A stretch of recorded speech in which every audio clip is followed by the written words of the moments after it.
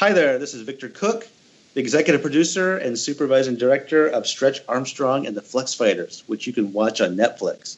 I was also the producer and supervising director of The Spectacular Spider-Man, and I want to wish all the fans of that show a happy 10-year anniversary. You are watching Kneel Before Pod. Kneel Before Blog presents Kneel Before Pod.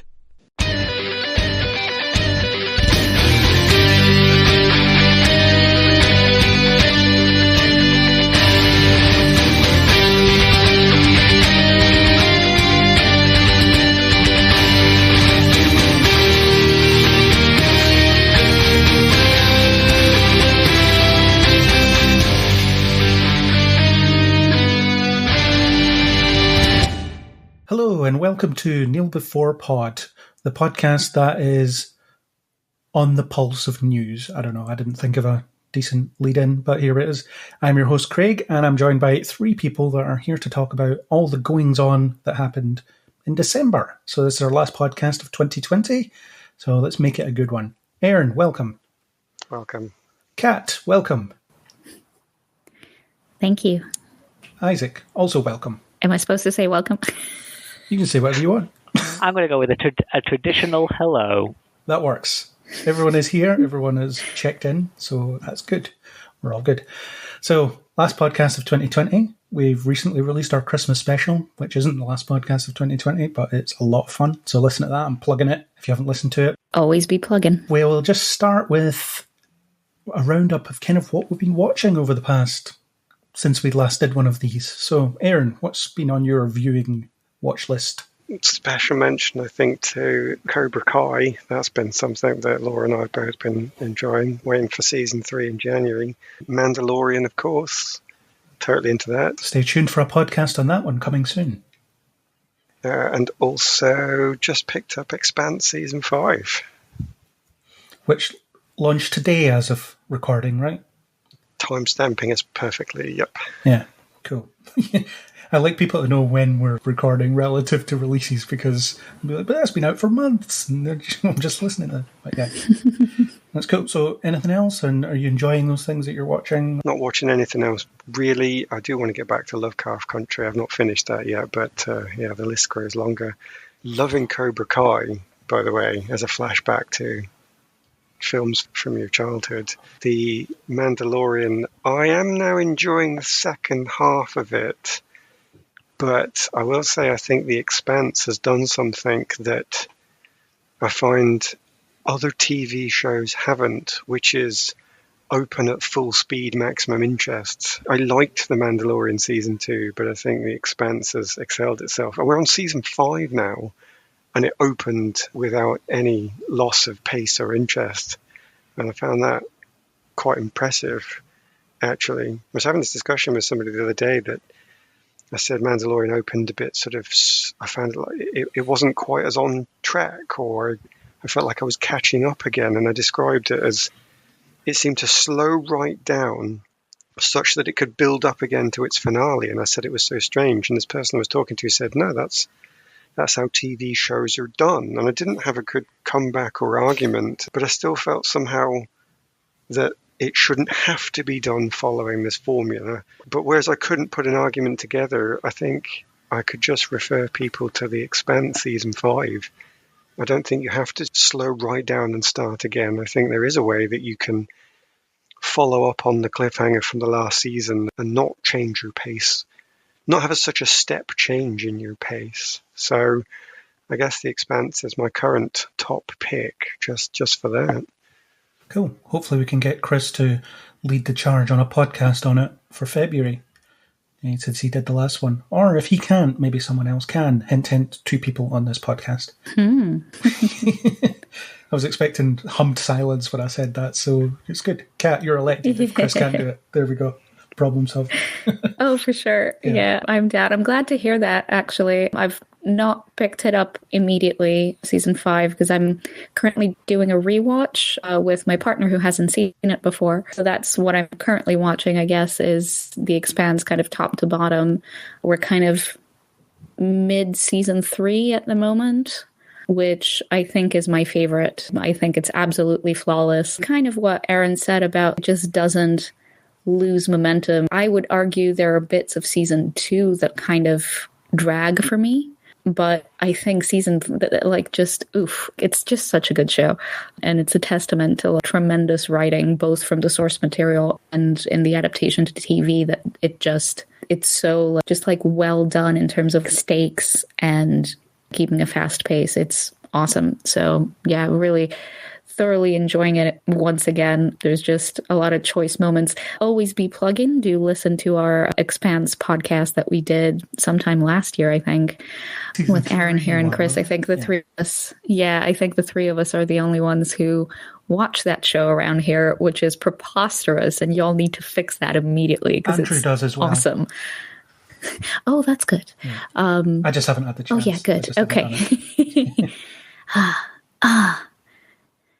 Cool. For shame, Craig. You can't see me, but I'm wagging my finger at you. Yeah, well, I could do the same for other shows. Everyone's got that. I can't believe you're not watching this. How dare you? That's true. But yeah, I don't think I'm actively watching anything else. I've been playing games recently, which has been quite fun. I've been playing the Spider-Man on the PS5, which is a remaster of the PS4 Spider-Man, which I know you like, Craig. With a young face. Yeah, it's been a lot of fun. I mean, I'm playing it on like super easy because I don't care about getting good at fighting. I just smash buttons. It's great. I'm here for the story. So yeah, and it's been quite fun so far. I'm not too far into the story yet, I don't think. And yeah, just a couple of bits and bobs of like indie Switch games. So yeah. But nothing you've been actively watching really of note. I mean, also 30 Rock, I guess. It's the kind of lightweight. I finished a colossal marathon of Frasier with my partner because they wanted to share it with me. And I'd only seen an episode here or there. But we watched the entire 11 seasons over the course of this year. And so 30 Rock has been like, ooh, I need something, funny and light that we can, watch over lunch or whatever. So we're currently making our way through that. I kind of regret missing it when it was airing originally. I kind of skipped it for very superficial reasons. I was like, I don't like Alec Baldwin's face. I don't want to watch it. But it turns out like he's fantastic in it. The show is great. So I'm like, oh man, I could have enjoyed this like 14 years ago, which seems absurd to say. How is this show that old? I don't understand. Anyway, so yeah, that's kind of all that's been on my radar at the moment. Cool. Isaac, what have you been watching? So last week I watched the final part of it's a 5-part YouTube miniseries called Daleks, which is part of Doctor Who's they're doing something called the Time Lord Victorious. Essentially, it's something to keep people in the BBC doing stuff while there's no TV. So they're just doing various things, and one of them's animation, and they've done it's a very simple, every episode is 10 minutes, but it's the Daleks kicking around, taking on a mysterious entity, which I think is part of these things. It's tied into another thing, so we will find out what that's about eventually. It's by James Goss, who's I don't know if it's a showrunner or project manager, I guess, because it's doing various media. And yeah, I mean, the animation is a little choppy because people are just making it at home, but if you get past that sort of simplistic look, and also no one talks that's not either a Dalek or a robot, so it's always shouting in that sort of staccato talk, which can get a little grating after if you shotgun it, so it's best to watch it in gaps. But it's fun if you just want to watch 50 minutes-ish of some Doctor Who fun. And also they released a trailer for their escape room, a Dalek escape room, and it's the best minute of Daleks ever. It's ridiculous. Whoever made that trailer should be making, if you search, it's called Genetics of the Daleks, and if you watch that trailer on YouTube or whatever, it's only about a minute, and that is, whoever's doing that should be doing Doctor Who just fully, because it's ridiculously good. Cool. I'll put that in the show notes and I'll have a look at that myself. I had no idea any of this existed, so nice. Yeah, it's just I think, because obviously they want people employed, so they sort of announced, oh yeah, we're doing mixed media, various stuff. All of it's sort of free to access. Yeah. Yeah. Cool. So, yeah, I've not really been watching that much. I'm still watching Star Trek Discovery because it's on, and I'm reviewing that. Just been watching bits and pieces of Christmas stuff or just old stuff that I quite like. It's this time of year where I just like to chill out with stuff that I'm familiar with. And, Christmas movies. I've watched some new ones. I watched The Christmas Chronicles 2, which I thought was really, really good for what it was. And I've watched a couple other Netflix ones. I'd only ever seen the first Princess Switch movie, which I thought was pretty dire. And then I've watched the second one, I think it is. I don't think it matters if you've seen any of them, but when you pick up and watch... Good God, why? I don't know. Why did you do that? I just like these kind of light and fluffy Netflix Christmas movies, So I had a look at that. Did you watch last year's one, The Night Before Christmas? Yes, I did. Yes, that was... It's brilliant. What amazes me about these Netflix Christmas movies is they find ways to completely remove any kind of tension from a moment that you might think of. For example, in the first Princess Switch, there's, any kind of these body switching or person switching sort of dramas or comedies or whatever. You always expect the moment of, is this where they're going to be found out? And they kind of build up to that, but people just dismiss it and move on. So it's almost like they're actively trying to remove drama from these films, which I find really amusing in its way. And it's the definition of disposable Christmas fluff, but they're okay. Yeah, so it's always charming. So. It's all right. I mean, Vanessa Hudgens is watchable all the time, and I haven't got around to watching the Christmas Prince or whatever it's called, the sequels to that. But I do like Rose McIver from iZombie. I think she's amazing and probably slumming it in films like that. But I'll give them a watch as well before Christmas. So that's been me, really. I mean, in terms of video games, I did a 20-hour charity video game stream, so I never want to play a video game ever again. I've kind of tapped myself out for a while. I've played too much. That was fun for what it was and raised £115 for lonely people. So I'm quite chuffed with myself for that. I managed to raise a few pounds for the needy. So that was an accomplishment for me. And then always be plugging. I plugged that thing that I did a few days ago. So that's been it. Not really much going on. I suspect things will ramp up in January or so. And then I'll be watching more things. It was interesting. I was just watching a video on the Netflix Christmas movies yesterday. So a lot of what I watch on YouTube is commentary videos. And there's this guy who people may or may not know from the famous Vine Road Work Ahead. Yeah, I sure hope it does. Pause for effect. No? Okay. Just me then. Yep. Cool.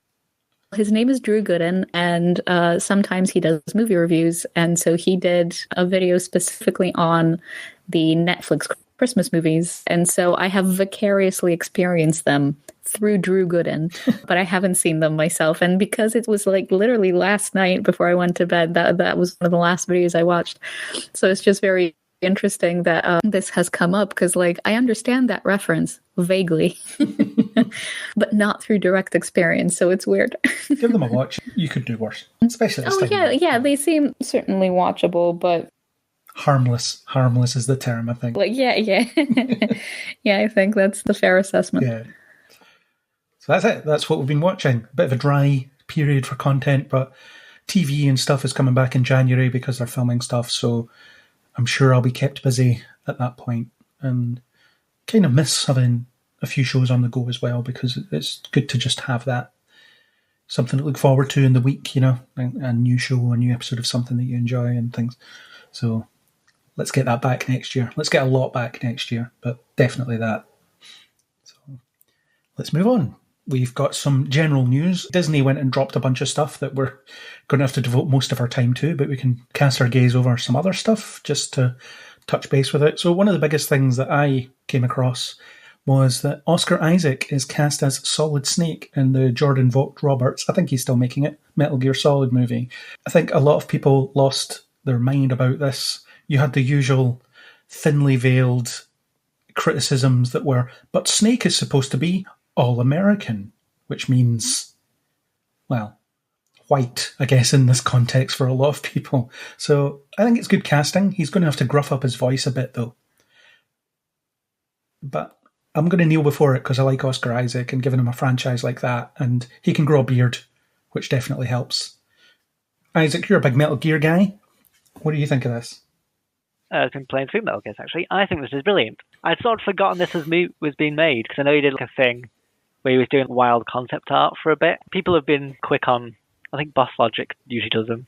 The ones where it's like as soon as it's announced, someone's put his face with the bandana, and they've taken I think it's all the pictures are taken from Dune, where he's got that big beard and that armor or whatever. Lots of people are annoyed because no newspapers know which snake is the right snake. They've always got pictures of, like, you know, the ones where it's like Big Boss or the other ones and stuff. But no, Oscar Isaac is really great, and I don't know if he has to rough himself up a bit. It depends on where they're doing it. Are they going to go Metal Gear Solid 1, or are they just going to sort of do here's some Metal Gears, go fight them thing? Like, it's hard to tell. My guess would be it'd be Shadow Moses. Like that, they'll tell that story. But I assume they'll sort of work in, like, the first two. Like, they'll merge the Metal Gear 2 into it together, because otherwise when the ninja turns up, it's like, oh, it's that guy you fought in the movie we haven't made yet, or whatever. Yeah. There'll be flashbacks or something, to old missions. Yeah. I know he's probably not going to be in it, but I'd love to see Sebastian Stan as Raiden. This is one of the ones I'm really excited about, so I'm going to definitely kneel before this. And also, hopefully Solid Snake sings a song in it, because Oscar Isaac's got a great singing voice. It's a weird franchise. Maybe Snake has to sing his way through a weird laser field or something. Yeah. I just think Oscar Isaac must be waking up every morning, getting in front of the mirror and just, trying his best Metal Gear in his gruffest voice, just to give him that grizzled quality, because Snake's voice is that. So he's practicing questioning everything he's told. Just what? His trademark move. Yeah. What do you mean? Yeah. What is that? Your script has arrived. Script? I wonder if they'll do like a long... Obviously, they'll have him in a cardboard box and stuff, but I wonder if they'll do a long bit at the beginning where the colonel tells him how to walk forwards and things like that. Oh, yeah. Yeah. Snake, this is how you breathe. Yeah, like, got your feet wet? These are the instructions for swimming. I know video game movies are a bit weird, and I guess it's the one that they can sort of lean into the tension of, he's just hid around a corner trying not to get spotted by about 50 people. Yeah. And also, they can go as weird as they want. I think that it'd be more successful, not more successful, but I think it would work better to not play it too safe and go wild. Have weird bosses. Yeah. Have the man on fire or whatever. Just put them all in, all the weirdest ones. Everyone's expecting weird, so just go big.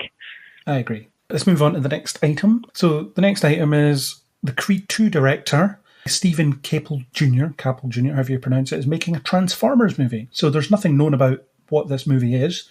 Hopefully it'll be in the same vein as Bumblebee. The advantage here is that it's not being directed by Michael Bay, which helps, or will help some people. So, Aaron, you being the Transformers aficionado, are you okay with another voice or another directorial voice appearing on this franchise? I think I'd have a hard time arguing no to that statement in general terms. I mean, you're going to regret putting me on this one, as I say, I've not seen this and I've not seen that, but I'm afraid I've not seen Creed either, so I don't really know whether that's going to have any effect on it. I don't know what the style of this guy is, so I'm not adverse to trying something new, because I really got nothing out of the Michael Bay Transformer stuff at all. So tell me what type of director he is, and I'll answer again. I'm not quite sure. Creed 2 was fine, though. I think he'll do a decent job at it, because Creed 2 was good enough. I'm fine with seeing a bit more of that. I thought Bumblebee was excellent, so I think certainly getting more people playing around with this franchise could end up being a really good thing. It just depends if it makes money, I suppose, which may be a problem, because people might have been a bit fed up with it. I think that's why Bumblebee didn't do so well, because it came so soon after the one before that Michael Bay did that people were just kind of sick of it. So maybe by the time this comes out, people will be more up for it again. I mean, I'm interested in a change of style. I definitely would be quite happy with more of the Bumblebee style, which is a bit more man and his mate goes on an adventure movie together setup sort of thing. That seems fine. But if somebody said, oh, they're going to change it up again, I'd be interested in seeing that too, because I was quite interested in the latest Netflix, which, as you'll know yourself, I'm interested in stuff that gets a bit darker, and that was a bit darker. So getting another style in by another director couldn't be a bad thing. So I'll look out for more news and see if there's a direction being picked. I'm sure we'll find out more soon enough when that starts being a thing. So, Isaac, what do you think of this Transformers news? It's one of those things I'm not seeing the Creeds, and I don't know much about Transformers, so I'm leaving it up to your judgment on that. But I suppose, is there any specific in terms of Bumblebee as a Transformer-centric character you'd like to see given a film, or would you rather have just a team, or do you want like a villains one, or do you want a Planet of the Transformers one, or is there anything you'd like to see on your wish list? That's more of an Aaron question. For me, I don't know enough about Transformers, so I'm happy with the kind of ensemble led by Optimus Prime, because I know about him and don't know about much others. I think that's the thing the Netflix series did, though. They said, let's take something that you haven't seen too much of before, and that's got to be welcome, because much as I, as a kid, loved Optimus Prime and still do, you've seen a lot of it, and you don't want to just keep seeing a rehash again and again and again. So focusing down on Bumblebee is a good idea, because that character is a fan favorite, so it brings in the old people, and he's also pretty good as a character by himself, which can bring in people that have never seen anything before. So that's a good idea. I think, though, they'd probably be best looking through the vast quantity of source material and doing what Netflix have done and saying, right, let's pick something that you've never seen before. So I guess character-wise, I'm not really thinking I want to pick out any individual. I think I'm more interested in picking out other eras, time periods, locations, and seeing if they can do something different with it. So, Bumblebee is maybe a buddy movie. The Netflix that just went on was more of a political action thriller, and I think they could probably pick another genre quite happily by just choosing the right characters or the right background, and that would be a better way to go. I guess I'm not expecting that to happen at all, and I am expecting to see Bumblebee and Optimus Prime come back in again, but I would not be adverse to seeing somebody completely new. Cool. So I'm going to put you down for a kneel before on that. Not that there's anywhere to put you down for that. So, yeah. Kat, do you have a view on this Transformers thing? I genuinely do not. I haven't seen a single Transformers movie. I've kind of been saving it like a marathon where I watch all of them and maybe make it a drinking game and get smashed. You will not survive. Yeah, no, I don't think they would. I think that's kind of the point. Why make it a drinking game if chances of survival are high, Yeah, so no, I haven't. I don't really have an opinion whether or not it's a good outlook or whatever. We'll see. I would say it's not generally what I would gravitate towards. So, shrug. Sure. Go with that. Okay, next up, we have the 10 Cloverfield Lane director Dan Trachtenberg making a Predator movie. And after the last Predator movie, I'm just like, why are you still making these? You cannot make them work. Predators was good, but The Predator, the last one, was dreadful. Although there is some hope, there is some light in this tunnel, because the director was annoyed when it was revealed to be a Predator movie, so it suggests that it's something that he's been developing for a long time. And it may be something that didn't start life as a Predator movie and has had that glommed onto it, which might help it in the sense that it's something that he really wanted to make, that they've somehow managed to put a Predator skin on. We won't know until it's out, but I'm going to sort of tentatively rise against this because it feels like one of those franchises that just doesn't seem to work. And other than that one time it did work. Well, 2 times. But it's concerning how many crap Predator things there's been. So, rising against it, I guess. Aaron, your thoughts on Predator? I think they should just cut to the chase and have the Predators facing off against the engineers from Alien Covenant and so on, and just really go for it using black hole weaponry and face hugger necklaces, and just go for it. It's already screwed, so you just go for it. Yeah. Kat, do you have a view? No. The short answer is kind of... Okay. I'm not super familiar with the franchise. I didn't see Cloverfield Lane, so I don't know. Was it good? I think you liked it, right? I really liked it, yeah. I really enjoyed it. Yeah, so, I mean, it's as with anything that I don't necessarily know very much about. I'm like, okay, Predator. I've somehow managed to escape the clutches of that franchise, so I don't know what this guy's take would be. As with a lot of what we'll discuss today, I think my general stance is another whatever movie. Like, I'm tired and I'm bored and I don't care and I probably won't see it. And this is what it's come to now. We'll just have the same 10 things regurgitated. A bleak outlook, but my God, everything we're only making those things. So, yeah, I don't know. Well, I'm sure Arnie will be in this one. I'm sure that's going to happen. I should hope so. Let him brighten our day. Yeah. Isaac, what are your thoughts on this Predator thing, or do you not care? Well, I've not seen any Predator movies, but 10 Cloverfield Lane is very good. And from what you said where he didn't want it revealed, sounds like it's in the same sort of vein. So 10 Cloverfield Lane, it wasn't clear if it was a Cloverfield film. Yeah, it didn't start life that way, for sure. Yeah, that was the whole point. And I think that kind of worked quite well, and it's really sort of tense. So, I don't know, I guess if someone's being hunted by a predator, or maybe they're not being hunted by, I don't know. Yeah. Like, sort of a guess, if we made another 10 Cloverfield Lane movie, which also might or might not have a predator in, that'd be fine. But yeah, I've never seen any of them, so I'm not sure. That's not really my thing. Fair enough. Cool.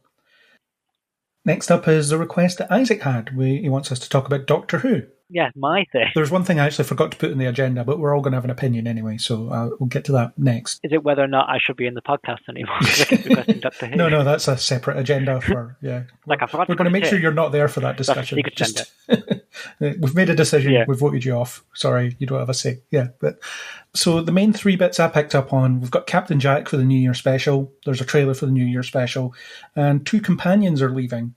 So I think the New Year special looks fine. I wasn't fussed about the last series, though. I didn't think it was very well done. I didn't think it was very well written, and it was full of issues. And there's things I won't go into because it will take ages, but we may do a Doctor Who thing at some point where we can discuss it in more detail. But Captain Jack coming back, once John Barrowman gloms onto your franchise, you just can't get rid of him, and he'll be back forever. And I think that's fine. 2 companions leaving. It might mean we get some actual character development on the other companions, which is something the show is currently very bad at. So I'm going to tentatively kneel before this because I think they can make use of the opportunity this presents to focus things a bit better. So Isaac, take it away. What do you think? I think Captain Jack returning it's getting a character back a lot of people like. I did enjoy the last series. I think it feels more, like, not riskier, but it's less safe than the Stephen Moffat ones. Obviously they try to have a female doctor for start as one thing, then throwing a new doctor in and all that stuff. It feels a bit more like they're trying, not the trying stuff, what's the word? You know what I mean? Like they're giving it a bit more different and interesting. And even though not every risk is working, like the Peter Capaldi ones just sort of didn't have much going for them. None of the arcs are very interesting, and it was like by the time Stephen Moffat had done a few series, and I think he was running out of steam a bit, so it feels a bit fresher. I think the trailer looks quite fun. I wasn't originally that sold on the new look for the Daleks, but I think it's sort of growing on me because I think whenever they do a new thing, especially for us nerds, oh no, that's horrible, and you're like, actually, it's basically the same, it's just a different colour or whatever. And yeah, I think the 2 companions, and it's like, I don't know if Kat or Aaron, I don't know if you might be watching it, but it's Ryan and Graham, so it's grandson and granddad, so it makes sense that they wouldn't go without the other one. And you were saying throughout all of Doctor Who, 3 companions has always been 2's the maximum, because you can have one getting captured or something and one going off, but 3 there's always one who's just basically not in it. For the moment we know it's Yaz who's staying, and I don't know if they'll introduce more in the future, but I kind of hope that they just do one companion for a bit and let her develop a bit. But I'm always excited about Doctor Who though. I kind of hope it's not too complicated. I think lots of Dalek ones, they don't really get that the fun is just have lots of them. You don't have to overthink it. Just have lots of them and lots of them shouting exterminate. And it kind of looks a bit like that from the trailer. That it's not like, oh, they're reinventing the wheel. Give us New Year's and just have loads of them. And just blow loads of them up and have a great time. I'm definitely kneeling for this. Cool.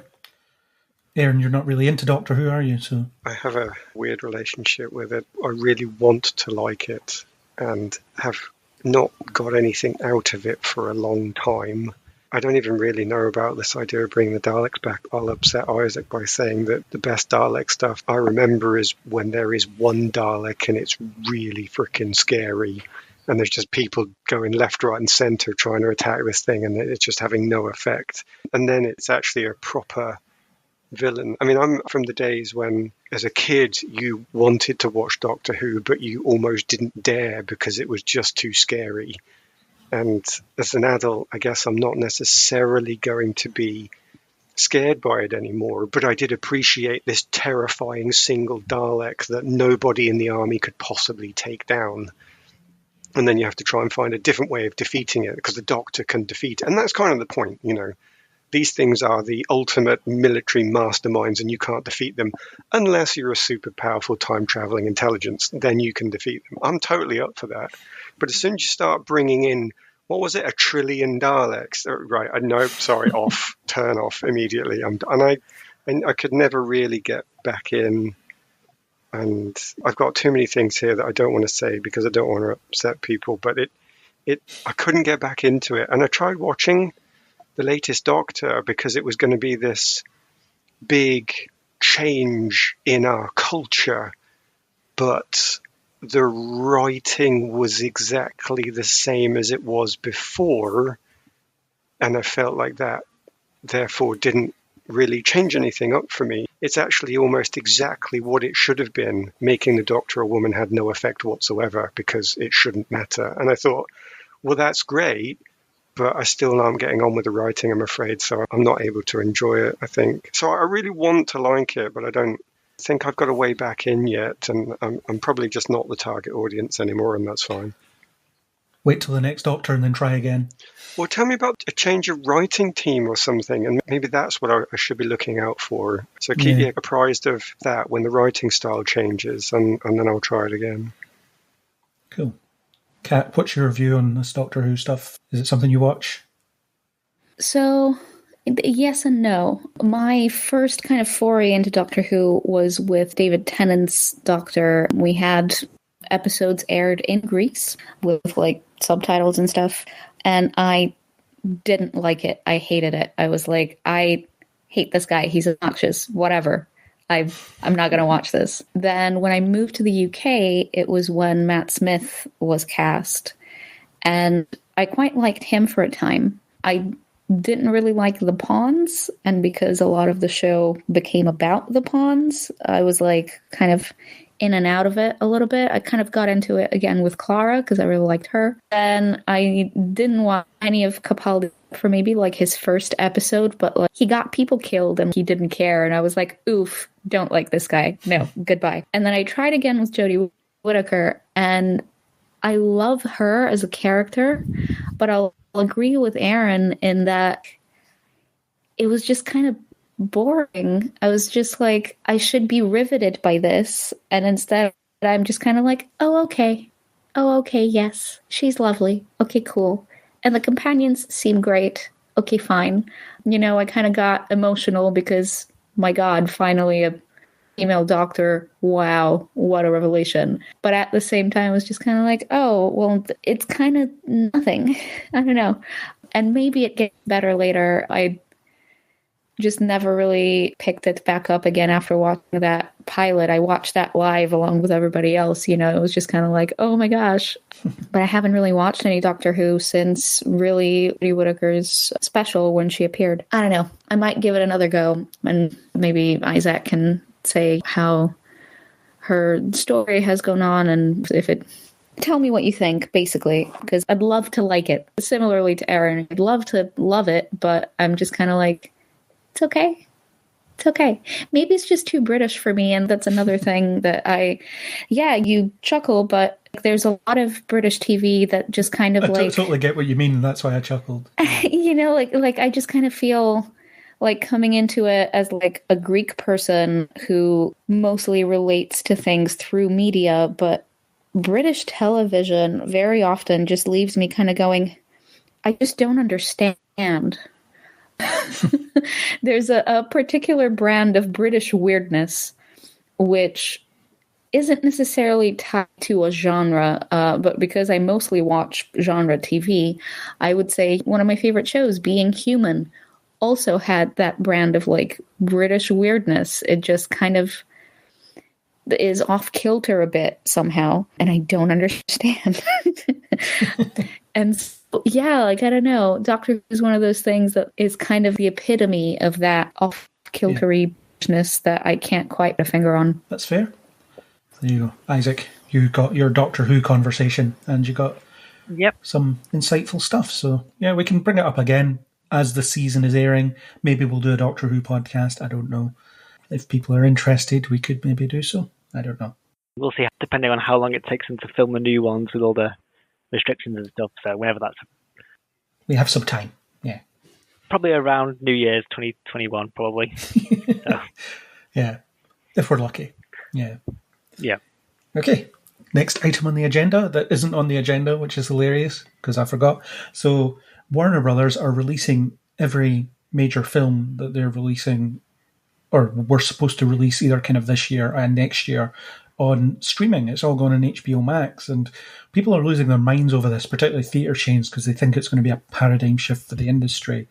And I'm interested to see what people's views are on this, because they say it's only for a year, but it's, I mean, if it ends up being successful, is it going to be day and date releases for everything from now on, at least from Warner Brothers? So I'm disappointed that I won't get to see things like Wonder Woman in IMAX for the first time, or Godzilla vs. Kong, because I'm pretty sure that Godzilla vs. Kong isn't really going to be good enough to want to watch twice. So I really wanted to see the spectacle of them battling it out on an IMAX screen, but it doesn't look like I'll get that anytime soon, which is a shame. So, anyway, Aaron, what do you think of this move to streaming rather than, well, cinemas were available, but streaming everywhere? We spoke about this, I forget which podcast it was, but we spoke about this earlier in the pandemic. And I remember saying that I didn't think it was going to happen this quickly. So I knew that they were considering it. It was when they were talking about doing it with Bond, and Bond, it felt like they were trying to tease it. And it was like, if you do it, we'll do it.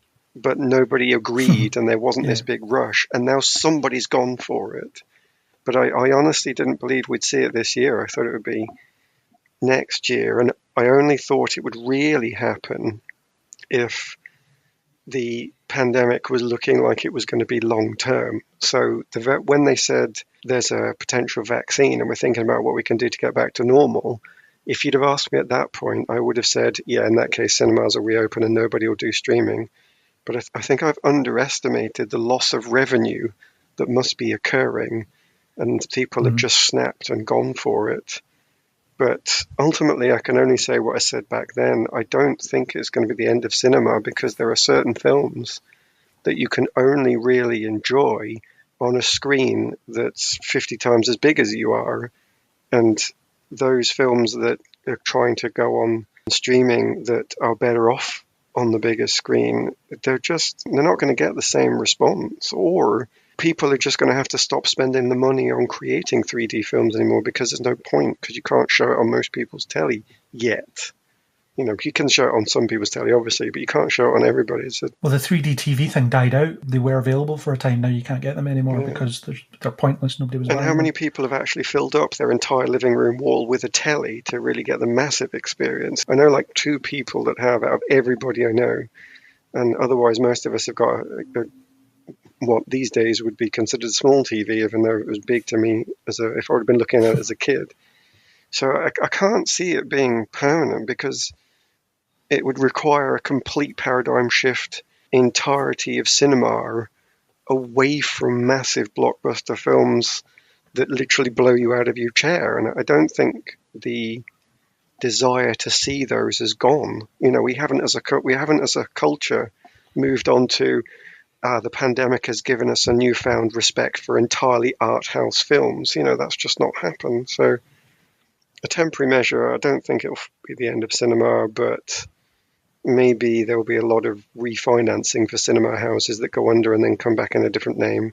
But there's plenty of people out there with a lot of money who would quite happily pick up a cinema chain in 6 months, I'm pretty sure. Yeah, we'll see how it pans out, but I just don't know. Obviously, we don't know how well it's going to go anyway, because the first film in this model hasn't really dropped yet. So I suspect the other studios are sort of sitting waiting to see what will happen next and how well these things do and how well it works out for audiences and for the people making it, I guess. But it's kind of concerning in a way. So, Kat, what do you think of this move? I'm inclined to agree with Aaron on this for the most part. I didn't think it was too soon. If anything, I think this pandemic has been grossly mishandled on a lot of fronts, including how film releases have been organized. I think there's a lot of hope that things wouldn't be as bad as they are, but I think this is a welcome move. I don't think it's the end of cinema. How they come back from taking this financial hit, whether or not cinema chains will change hands, how, in practical terms, how this is going to go down when things are kind of opening back up again in a more steady way. We'll have to wait and see on that. But the cinema experience is something you can't really replicate, not without having the money to have a actual big screening room in your house. So I think people will go back to that because it's a fun experience. You know, you get to leave your house, do something special. Which I think, you know, especially after the pandemic, we're going to be like, oh my God, I need to leave my house.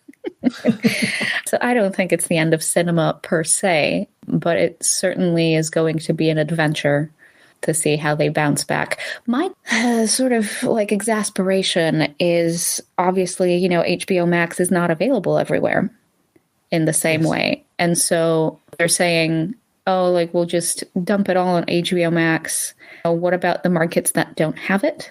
What about the markets that can't have it? I'm thinking Europe. I'm thinking other places that just won't have that kind of access. Because like in the UK, they might give us HBO Max. Maybe. Who knows? Eventually, yeah. Sooner than planned, maybe. Obviously, right now, we don't have access to that. But as with everything, it's very American-centric. It's just like, oh, okay, well, this is the market, so we're just going to do this. And it's like, well, you pride yourselves on taking global money. How exactly do you plan to do this? Why are some audiences deemed okay to be safer, given the chance to be safer by having the opportunity to watch these things at home? Yeah, so I'm just kind of like, okay, but not everything's about you, though. The rest of us also want your movies, so find a way to give them to us in a safe way, because I'm not stepping foot in a cinema until I feel safe enough to do so, and right now I don't. So does that mean I'm not going to get to watch a new movie? And also right now you can't, which is another problem. Obviously, yeah. Being in Tier 3 in London at the moment, there's no cinemas or anything like that available. Yeah, I don't know. Complicated, mostly because of pandemic reasons. I think it's a welcome move. I think more studios should embrace this. And if anything, just having the option to watch things at home, whether or not it's the best way to do so or whatever. Obviously, big blockbusters, I'd love to see them in a big screen with like big speakers and, you know, just like wash over me, take me into your world. Yes. But if I have the option to watch something at home and I want to, it will be nice to be able to do that. I think that's the way forward. Generally speaking, looking ahead into decades. It's like, how have we not done this already? We're ready for that kind of movement, I think. I mean, the cinema experience is always going to be king, and the fact that no one can come to the door and distract you when you're in the middle of a film and all that kind of stuff. It does shut out the world, which is very appealing, and it gets you away from life for a couple hours. And if you're maybe in your living room, because I sometimes find it difficult to watch films at home because there are just that many distractions where something can just happen. Like I said, the doorbell goes or whatever, and then I'm lifted out of it again, have to get back in, and it's just stuff like that. But it'll be interesting to see how it pans out. I don't think it's the death of cinema either. I honestly think that in 2 or 3 years we'll forget this pandemic ever happened because everything will go back to aggressively normal and no lessons will have been learned, really. That's what I think is going to happen, but that's just my view on it. So, Isaac, what do you think of this movement? I think it's because it didn't really concern, because like, oh, HBO Max isn't in UK, so don't worry about it. But I was just thinking now, like, everyone I've heard opinions on are film reviewers on YouTube, so obviously they have to watch Dune and Suicide Squad when they come out because, you know, they have to write a, you know, Neil Before blog. Readers are going to want to find out the review and stuff. So, yeah, you're going to want to watch Matrix 4 and Dune on a big screen. But I think these films will simultaneously release, won't they? That's the plan. Well, I think in the UK, Sky get them maybe a month later. That's the buzz that's been going about. But I mean, in terms of what America are doing, like Wonder Woman and stuff, it's available on streaming or at available cinemas, I think. Yeah, if I want to go watch a film at cinema, I'll go to the cinema. But it's one of those things, to be honest, I'd forgotten about that news until you just brought it up. I was like, oh, that's, like, whatever. It's a shame, yeah, obviously you don't want people who work in cinemas losing their jobs, but also people want to make billions of dollars on films and stuff, so they'll take the opportunity that's there. But I think, yeah, like you said, the next thing that's coming out that this is affected by is, well, obviously Wonder Woman, but after that there's, I don't know what's coming out next year, I've kind of forgotten. Maybe Suicide Squad? All sorts of stuff. Yeah. If you want to go watch it at the cinema, you might have to wait a little bit, but, well, I think obviously like you and Kat do reviews, you might have to watch on day one, but I think for lots of people, they're happy to wait to watch a thing on an available screen when it's ready. Yeah, okay. Some good points raised there. Obviously, everyone's looking to us to deliver the final rating on this issue so that Warner Brothers feel confident in going ahead. They need to know what we think, so we've told them. So they're consulting us, of course. Well, here's the Neil Before blog seal of approval.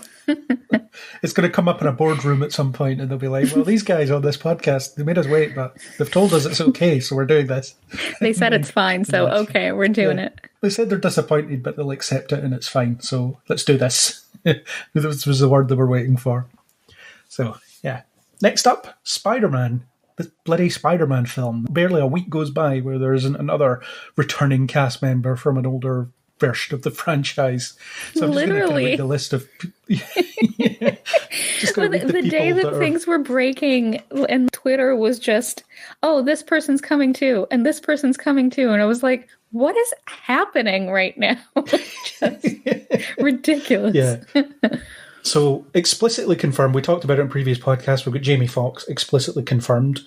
Not explicitly confirmed, but seems likely at this point. Kirsten Dunst and Emma Stone are coming back, perhaps, which is not something I expected to happen. Willem Dafoe and Thomas Hayden Church may be in talks to reprise their roles. Daredevil, of all people, Matt Murdock, Charlie Cox might be coming back. And Tobey Maguire and Andrew Garfield are not yet confirmed, so... This is insane. Just every time it's just, we're going to bring these people back. And I like it in principle. I'm just wondering what it's going to be about and whether there's going to be time for everything. You know, there's the joke that, oh yeah, Tom Holland's in this as well. Because it feels like it's heading that way to this oversaturation point. I mean, as a Spider-Man fan, I'm dead excited. Seeing Willem Dafoe again, possibly with a better Green Goblin costume this time, sign me up, for sure. And... Alfred Molina back as Doc Ock, definitely. Loved that character before. It just depends what they do with it all. And seeing all three Spider-Men on screen together, yeah, cool. I want to see Andrew Garfield in the role again. He was my favourite of the three still. And Matt Murdock, Daredevil, cool, yeah. Bring him back for sure. So, I guess watch this space, but it's insane. Like, it's insane what they're bringing back. And it's pretty clear that now nothing ever finishes anymore. You just wait for them to revive it in some way at some point now. That's just the way things go. So, Kat, what do you think of all of this? I've been hyped for a multiverse thing since Spider-Verse. So... Yeah. That's why they're doing this. Yeah, hell yeah, is my initial reaction. Less so about Electro and things. I don't care. His subplot in The Amazing Spider-Man was just... I don't care about any of this. Okay, my guy, sure. I'm, I think, most excited about the Daredevil situation being included because I think that's the first time we're seeing proper integration of the Netflix stuff in the actual film cinematic universe. So yes, because he's awesome in it and just everything about the Netflix Daredevil. I love that show a lot. So yes, thank you. And also it opens the door for perhaps, because I would love to see Jessica Jones be integrated as well. Basically, you know, whoever from those Netflix shows is available, bring them in, please. Generally, yeah, I'm not the biggest Spider-Man fan in terms of it's not my favorite of the Marvel characters and stories, but sounds promising into it.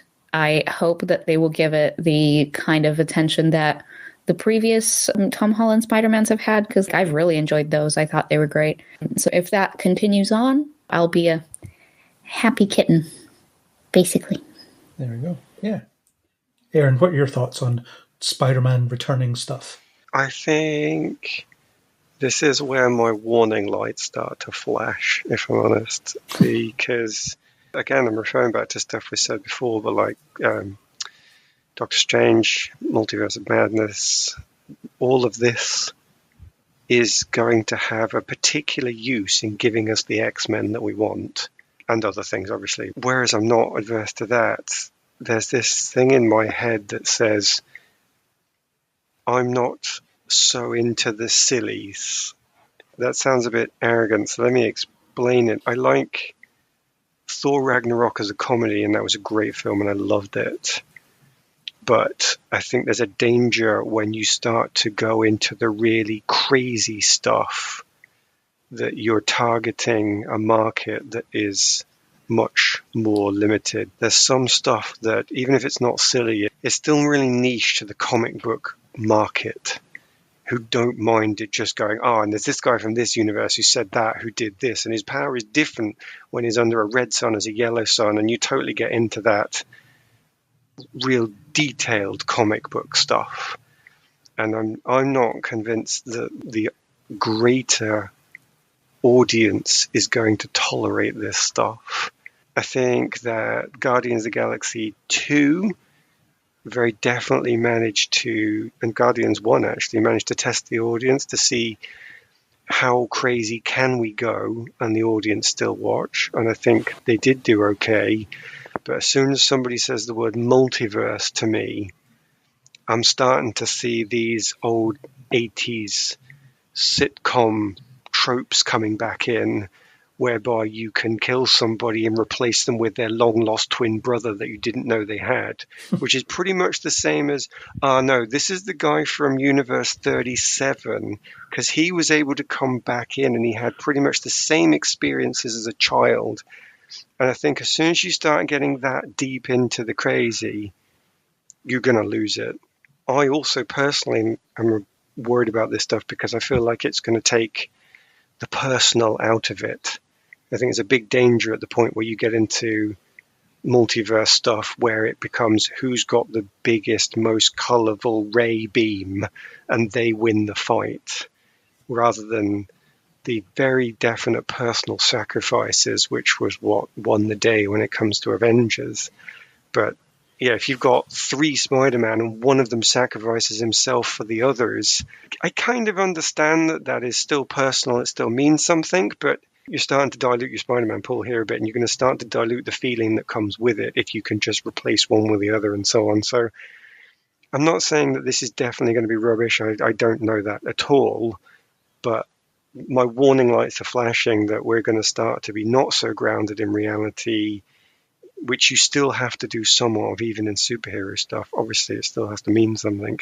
It's interesting you say about the audience acceptance, because Spider-Verse already proved that they will accept a multiverse story. We've had the DC TV shows have been telling multiverse stories for years now, and people have been getting along with it. I think as a concept, multiverse is starting to creep into more and more things. My argument with that, though, is that are they not niche market? Your DC TV shows, are they watched by everybody? Was your Spider-Verse, was it watched by everybody? Because I'm not sure, the Spider-Verse maybe, but I'm not sure your DC TV shows have tested the audience as much as you might think. They do have a large enough audience, I guess, but Spider-Verse was definitely a hit. So I think audiences are okay with the concept, and I think they'll roll along with it. And I don't know if you've watched Spider-Verse yet, but Spider-Verse still is a Miles Morales story. It's just kind of reflected through these other spider people that show up. So I imagine they're trying to recapture that feeling and that success with this idea of the live action people coming back. So we'll see how the approach works, see if they can pull it off a second time, but certainly Spider-Verse does it brilliantly. I watched Spider-Verse and I thought it was a really good film. I thought there was really good stuff in it, but as soon as you got to the end point where there was lots of flashing lights and trains going by and the universe was falling apart, I I started to lose a bit of interest in the finale. The character work at the early bit was like, oh, that's brilliant. I'm really into that. But yeah, when you've got this just crazy over the top throwing stuff across universes that barely exist and flashing lights and funny shapes, I didn't get a lot out of the ending. And I think that is a danger for me. The Doctor Strange ending, where you start to get this crazy powerful face in the sky, that still worked because some guy turns up and uses his intelligence to solve it. He actually uses a nice little bargaining chip to solve the problem, so he doesn't need to use big ray beams to beat the god in the sky. Great. But with Spider-Verse, there was still quite a lot of him having to throw punches and throw things around, and it was good that he gained his confidence to do it, but once he's gained his confidence, then you go into the crazy. And so it gives me the worry. It gives me that this is going to turn a corner and you can't go back once you've done it. Okay, fair. Isaac, what do you think of the Spider-Verse, Spider-Man happenings? I think it's all awful. But I thought the same. It's like when they said, and I love silly stuff, but I think what this kind of ruins is all the fun speculation of like, oh, how can they introduce Oscorp and Osborn into the Tom Holland world? Or, oh, wouldn't it be fun to see this new actor play Doc Ock, and how are they going to do it different to the old Doc Ock? And now it's just like, oh no, it's just the one you've seen. You know, what's this Green Goblin going to be like? The one we saw in like 2001. It's boring. It's so boring. It's the same when they said they were doing Ben Affleck and Michael Keaton in that Flash movie, but that didn't matter because no one cares about the Flash. It doesn't matter. It's like, oh yeah, those Batmans. Like, I've seen the Batman. I don't care. They've done them. Like, and yeah, Spider-Verse was fun, but also in that movie, we didn't know that Doc Ock was coming, and we hadn't seen that version of Kingpin, and we hadn't seen Spider-Ham or that other Peter Parker, and it was new and exciting. Whereas this feels like one of those Simpsons episodes where they don't have enough to finish the season, so they have to just show clips. Well, it's like, oh yeah, now we're going to go back and look at Electro, and now we're going to look at the Lizard. And it's just like, well, but it's not new. We've seen them. It's not interesting because there's no speculation. And I think it'd be more fun to have another go at. I sort of knew it was coming, like the J. Jonah Jameson thing. It's like they're probably going to reference J.K. Simmons as J. Jonah Jameson. But I thought that was like, oh, that's nice as like a little joke that doesn't mean anything in this story. But now it's like, oh no, here's Tobey Maguire and here's Spider-Man again. And it's like, fine, I've seen this. Move forward. Don't just tell me what's already happened. I already know. I've already seen it. It sounds so boring. It's a little bit, Aaron, when you were talking then, I got like flashbacks of the end scene of Ready Player One, when it's just pop culture characters crashing into each other just because they need them in. Oh, here's the Iron Giant fighting Superman. Just because people will know these characters. But yeah, everything they announced about this film, except for Daredevil, would have. If it's just like, oh yeah, Daredevil's in this, that'd be nice because it's a good Daredevil and you could have Kingpin or whatever. But oh, and now there's Doc Ock and there might be the Lizard and there might be Osborn and everything. It's like, well, do another go, do a different go. Otherwise, don't bother. And also, there's so many other ones you haven't used. There's other characters you haven't really given a go to yet. Yeah, the Scorpion and so on. Yeah, Scorpion or the Hobgoblin or the Chameleon or something. Either do new ones or do new versions of the ones we've done. I don't want to see Alfred Molina's Doc Ock again because I've seen him. I want to see a new Doc Ock in a new style. So yeah, I'm hard rise against all. Fair enough. No, I totally accept where you're coming from there. And yeah, I was looking forward to seeing different takes on familiar characters as well. And they can still do that, though, because they'll be establishing that in different universes, these people are different, look different, and act different and stuff. So assuming this Spider-Man franchise persists for as long as it needs to, then they can still introduce those things. But no, I totally get where you're coming from there. I'm just excited to see it all brought together in this way, especially if it works. Which it may not. It may just end up being this cluster of nonsense, and then you leave the theatre wondering, why did they do this? What was that? Yeah. Yeah. Because also it feels like, best case scenario, these characters, they're going to have like a decent action scene that maybe lasts like 4 minutes. It's not going to be a main run through. We're not seeing anything new with like the Goblin or Alpha Molina's one. They're just going to have an action scene with them because you haven't got the time to do a whole character arc or anything. So yeah, it's sort of cameos, I guess. So it's there to have a fun scene, but it just sort of feels like, yes, like it's not really worth it. Cool. Yeah, so we've got a balanced outlook on this. Fun. Cool.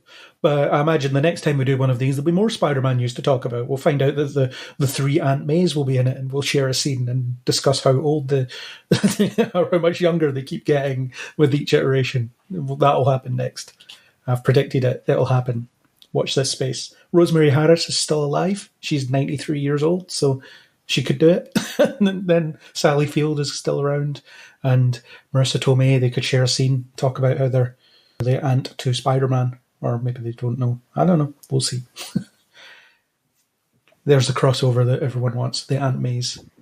Okay, so let's stay on Disney, because they dropped a lot of stuff. They had a huge investor meeting where they gave us a bunch of stuff. So we'll talk about the miscellaneous stuff first. There's a bunch of reboots and remakes and things that I'm really not that interested in, and there's too many to sort of name on this one thing. So I'm going to draw into a couple of things. So the first up is the Chris Evans Buzz Lightyear movie that's just called Lightyear, and it's, according to Chris Evans, it's the person that the toy is based on. So to me, that feels like it's an in-universe movie that, say, Andy would have watched, and it would make him want a Buzz Lightyear toy. But it seems like there's different takes on it. So, Aaron, you had a different thought, didn't you? Well, I don't know there was a specific thought. I've not got any information. I just honestly possibly misread the tweet. I thought it was going to be a real human in Andy's world. And then they took this hero and added on a fictional universe around him to sell toys. But honestly, that could just be a simple misreading of the tweet more than any particular insight. My thinking is it's a bit like in Jingle All the Way, just to make a Christmas reference because it's close to Christmas. There's like a Turbo Man TV show within the universe that the film is set in, and everyone wants that toy because it's popular. That was my read of it. If anybody has different takes, then cool. We don't know anything about this at the moment. We have a close-up picture and a logo. That's all we've got. And a voice actor that's not Tim Allen, which some people are annoyed by as well. Yeah, well, we don't have enough, really, do we, yet? No. I'd assume, I think like you said, it's set in the world of Toy Story, Andy and co. They're watching the movie of the in-universe astronaut who inspired the toy, or the in-universe kids TV show that's like the toy is part of a range of. Yeah. But again, we have, like you said, we have a name, an actor, and a picture. So it could be anything. It could be a horror movie. We have no idea. Kat, what are your thoughts? I guess maybe. But generally, I don't want this. I don't care about Buzz Lightyear enough to want a movie. There's nothing to warrant a Buzz Lightyear movie. We've had his story. His story is a toy. I don't care about anything else. That's enough now. So, yeah, I'm just kind of like, really, man? There's all these incredible stories you could be adapting. There's original stuff that you and your Pixar people come up with. There's reviews of Soul that say that it's amazing. So they can still make good shit. Buzz Lightyear to the rescue! Why? We'll watch whatever you make, but that doesn't mean like you can keep making the same 5 things. No, thank you. No thanks. I never watched Toy Story 4. I didn't care. I don't care about this. It's no good. I'm done. There was a cartoon called Buzz Lightyear Star Command, which was essentially what I think this is going to be. Here's the thing that people will watch that inspires the toy that people will buy. And it was a good cartoon for what it was. It was well thought out, it was watchable, and it was written by people that I've interviewed before on this podcast. So there we go. But I don't know if it needs to exist. I mean, I suppose nothing does, but one of the main criticisms of this Disney presentation was, it's like, wow, 4 hours and not one original idea. It's all just connected to something else. Genuinely. And yeah, that's my issue with a lot of this. Yeah, it's exciting in a sense, because, maybe you can make cool stuff about it. Who knows? Maybe it will be a good movie. It's just, it takes the place of an original good movie that could be made instead. You could devote these resources and the time and the money that this movie will take and just make something new and awesome that could then generate more sequels. But instead, here's this tangential grasp at straws at best. Like, ugh. Sad. Just sad. Speaking of grasping at straws, we have an Alien TV show in development with Noah Hawley at the helm. And listeners to this podcast will know that we have a vested interest in Noah Hawley because we covered Legion and how insane that was. So the name attached to it interests me. The fact that they haven't made a good Alien thing since the second film doesn't interest me.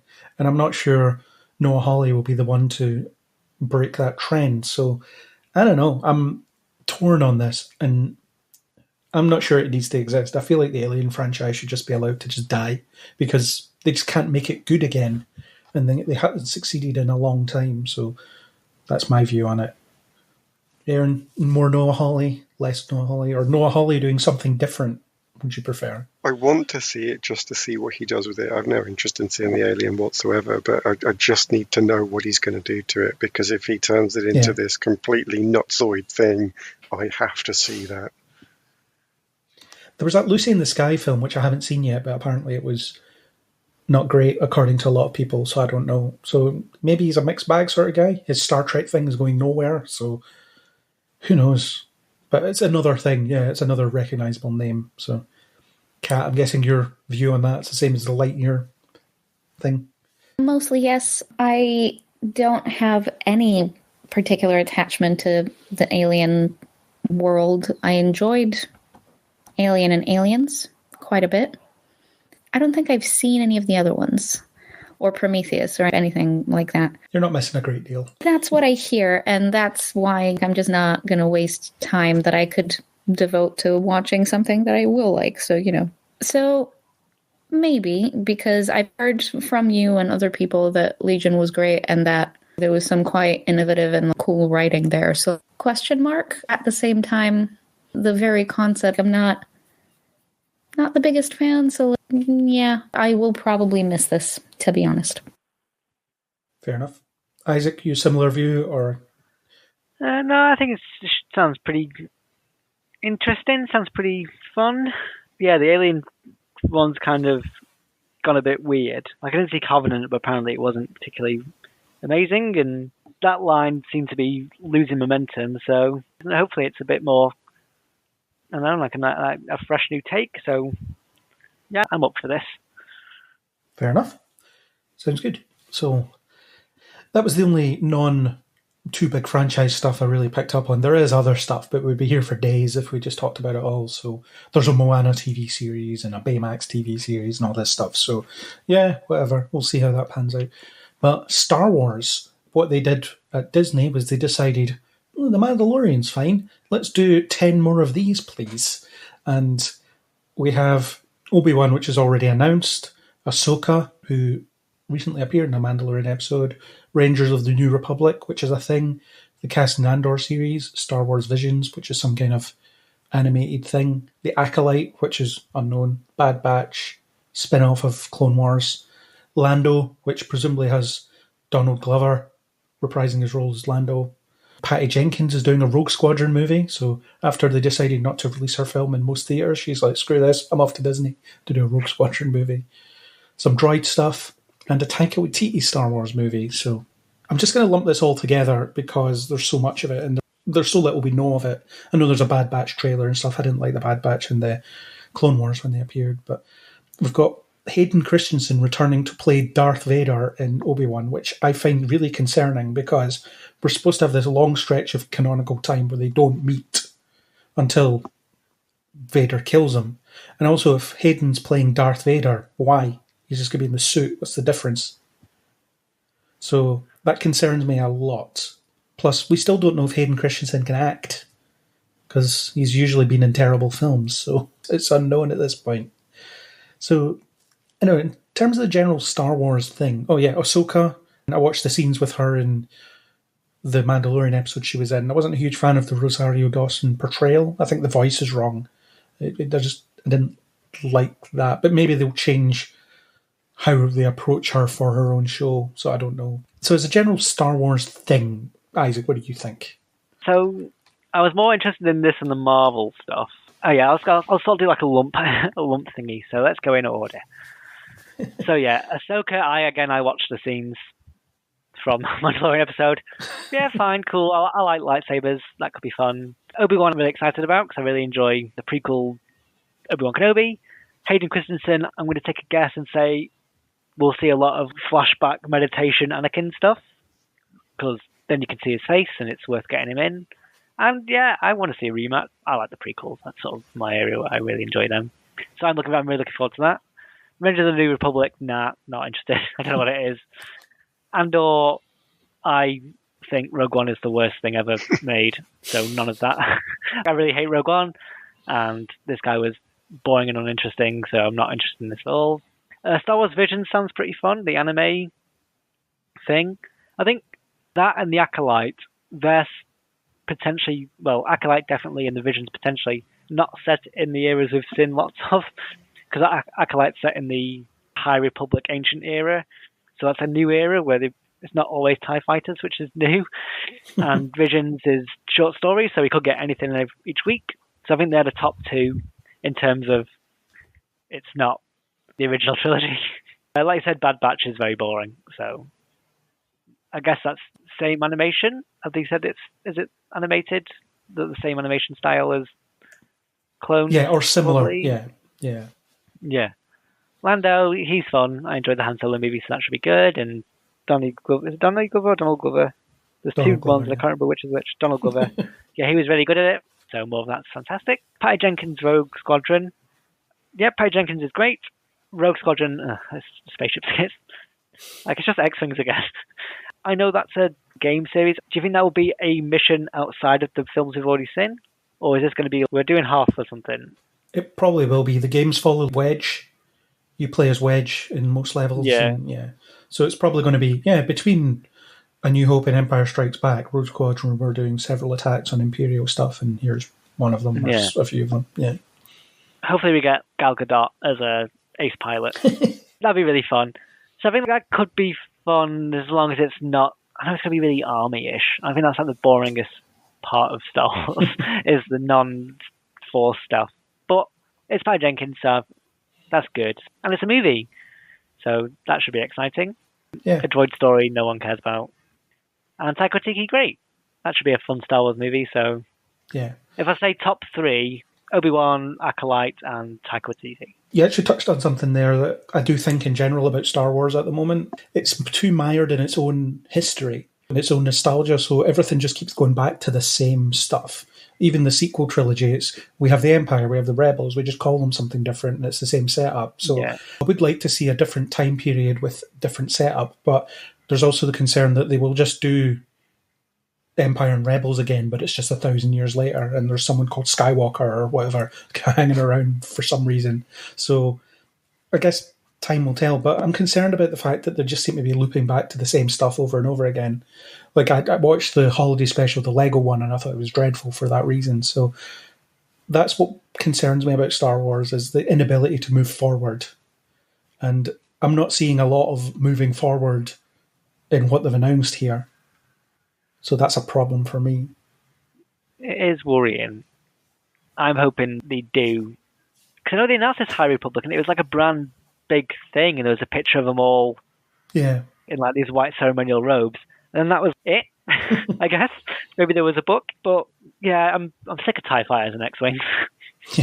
Just do a different era, or I don't know, something new. Yeah, but I still want lightsabers. But yeah, just not some rebels doing a thing, or I don't watch The Mandalorian, but it sounds like each week is like plus guest star this famous character from Clone Wars. So yeah, I'm not sure. Like I said, new is more exciting, but also everyone loves X-Wings and TIE fighters. So I think overall, like compared to this and Marvel, I think it's more excited towards Star Wars stuff. Cool. Aaron, what do you think? I think this is the only thing on your entire list of stuff for this podcast that I'm actually excited about. Most of the rest of it has just been either I don't know enough to be interested, or I'm a bit wary of it. But there's the Star Wars stuff I'm actually really interested in. I do get the point about it, the danger of it all being the same, but for me, The Mandalorian has proved that they can branch out. And one of the reasons that I love The Mandalorian was because it was actually a Western. And the idea that you could take an existing property and change its genre is something that I've always, in my heart, known that I wanted to see. And I've always believed it could be done. And now I feel like I've actually been shown it. And So the fact that it's a Western is one of the best parts of The Mandalorian. So I've got some faith that based on that principle, they'll be able to take each of these things and put them into a different genre. And some of them for different age ranges too. Like the droid story, I assume, will be maybe a younger audience. If you are into watching an animated series, you'll be able to watch some of the animated shows. But if you're not, you'll pick from the rest. So you've not only got different genres possible, posed, but you've also got different mediums which can catch different audiences. And I think that is one of the most exciting things about it. So looking forward to that. Individually, I think Ahsoka was really well done. I loved what they did with Rosario Dawson. I think that was an excellent choice, and there was everything about it really worked for me. So I definitely would watch that. I'm intrigued that Obi-Wan is just a single series of 4 episodes, so they're not going to be all forced into creating a series. That should allow it to be its own thing, which gives us more options, less restriction, and/or I think they were saying it's going to be spy-based. So yeah, Mandalorian's Western, and/or can be a spy thriller. So I'm totally up for that, just because, again, if they can offer me something completely different, then I think that could be really interesting. And I can only hope that things like Rogue One, they make it, even if you don't necessarily enjoy it being a military venture would be totally different to a spy thriller, would be totally different to a Western. And it just gives you that option to pick between. So I don't expect to like all 10, but the idea that I'm going to be able to pick and choose in a universe that I love between so many different variety of things, I think is actually very exciting. Yeah, valid. Kat, what do you think of all this Star Wars stuff? Cautiously, okay, let's see what you can do. I'm with Isaac in that I was hoping that there would be an exploration of more stuff than just the base conflict that we already know. But at the same time, I don't know enough about, say, the expanded universe, which was technically decanonized and all of that. So I don't know very much about it. I'm very excited about the Patty Jenkins project because that video of her being like, my dad was a pilot and I always wanted to make the greatest fighter pilot movie ever. And I finally found the right project to make the greatest fighter pilot movie ever. And it's a Star Wars thing. And I'm like, oh, that's kind of cute. I'm kind of into it now. Okay. So I hope that because she has the personal connection to the subject matter / there is already the Rogue's book, which from a lot of science fiction friends in the publishing world, I've heard that it's a really good book. So if they end up using any of that as source material, sounds like it would be a fun and good one. So, okay. I will say, though, I don't know. I found Rogue One to be the most boring of all the films, to be honest. Partly because it's an external story, but kind of shoehorned into the conflict we already know. I was on the Rogue One podcast here, so always be plug-in. Do check that out. Yeah, I just... I hope it will be good. I'll wait and see. I actually haven't seen any of The Mandalorian, so I can't speak on it. I've obviously read all the buzz on the internet, and it's mostly... So, okay. And I'll probably like it when I do end up catching up and watching it. And I'll probably end up checking a lot of these things out. At least a few episodes of the TV things. And let's see, is my main takeaway. I hope that they will make good stories. As long as it's not retconned the next time that they make a movie or something, because I just don't have the patience to consume a bunch of stuff that they then go, oh yeah, and none of that matters. And it's like, okay, I'm off this train then. Honestly. And Disney keeps doing this. They had the big kind of MCU plan, right, originally with Agents of S.H.I.E.L.D. and then like the network TV aspect before the Netflix deals came through. And I was quite enjoying that connectedness for a while until the Russos went, oh yeah, no, we're not really paying any attention to that. We're not going to use any of the stuff that they're doing because whatever, we're not going to. And it's just like, oh, okay. So like all of that emotional investment and the time that I've spent thinking that all of this is going to feed into the films. So that's for nothing. great. And it just kind of like leaves you feeling a bit used. They used me for my money and my time, you know? So, yeah, just with trepidation, similarly with a lot of the Marvel stuff that they've announced that they've got planned, as long as it all feeds in together and it is good, as long as it's quality and it's not a waste of my time, then sure. You know, could they be making things that aren't Star Wars but are also good stories? Yes. So my original argument from a lot earlier in the episode still stands. Must we make a bajillion Star Wars things? Is that necessary? Must we make, like, it's already a lot. It's just a lot. There's just so much. Yeah. And nice. with the Marvel stuff, oh, sure. Yeah. Because like I say, like, as long as it's good, I'll keep eating it up because I'm just here for a good story. So Yeah. I do kind of feel like this is going to be over 4 or 5 years. So it sounds a lot because it's not so far in advance. yeah. It's like, oh, here's a lump of things coming. But it should feel quite fresh if it's maybe 2 of these properties a year. As long as they're not all out at once. Hopefully they kind of balance out. So yeah, they have Patty Jenkins' movie comes out at the same time as more of like a mystical thing. So it's not like... Oh, just fighter pilots? Yeah, that's... Well, that's a cinema release anyway. That's Christmas 2022, so yeah. Yeah, so it's not like the Bad Batch who are clones in the Clone Wars, and also, I don't know, Obi-Wan, and lots of that will be about the Clone Wars. So hopefully they'll balance out like, here's a Forcey mystical thing, here's more of a Rebels versus Empire thing. Like I said, hopefully it'll be over a few years, so it won't clog up too much, hopefully. It'll feel fresh. It'll feel like, oh yeah, we've had a nice break from a Star Wars thing for another Star Wars thing. / though, it's also, here's like 2 things a year, so it's just as we've come off the one Star Wars thing, here's another Star Wars thing, and it's always Star Wars.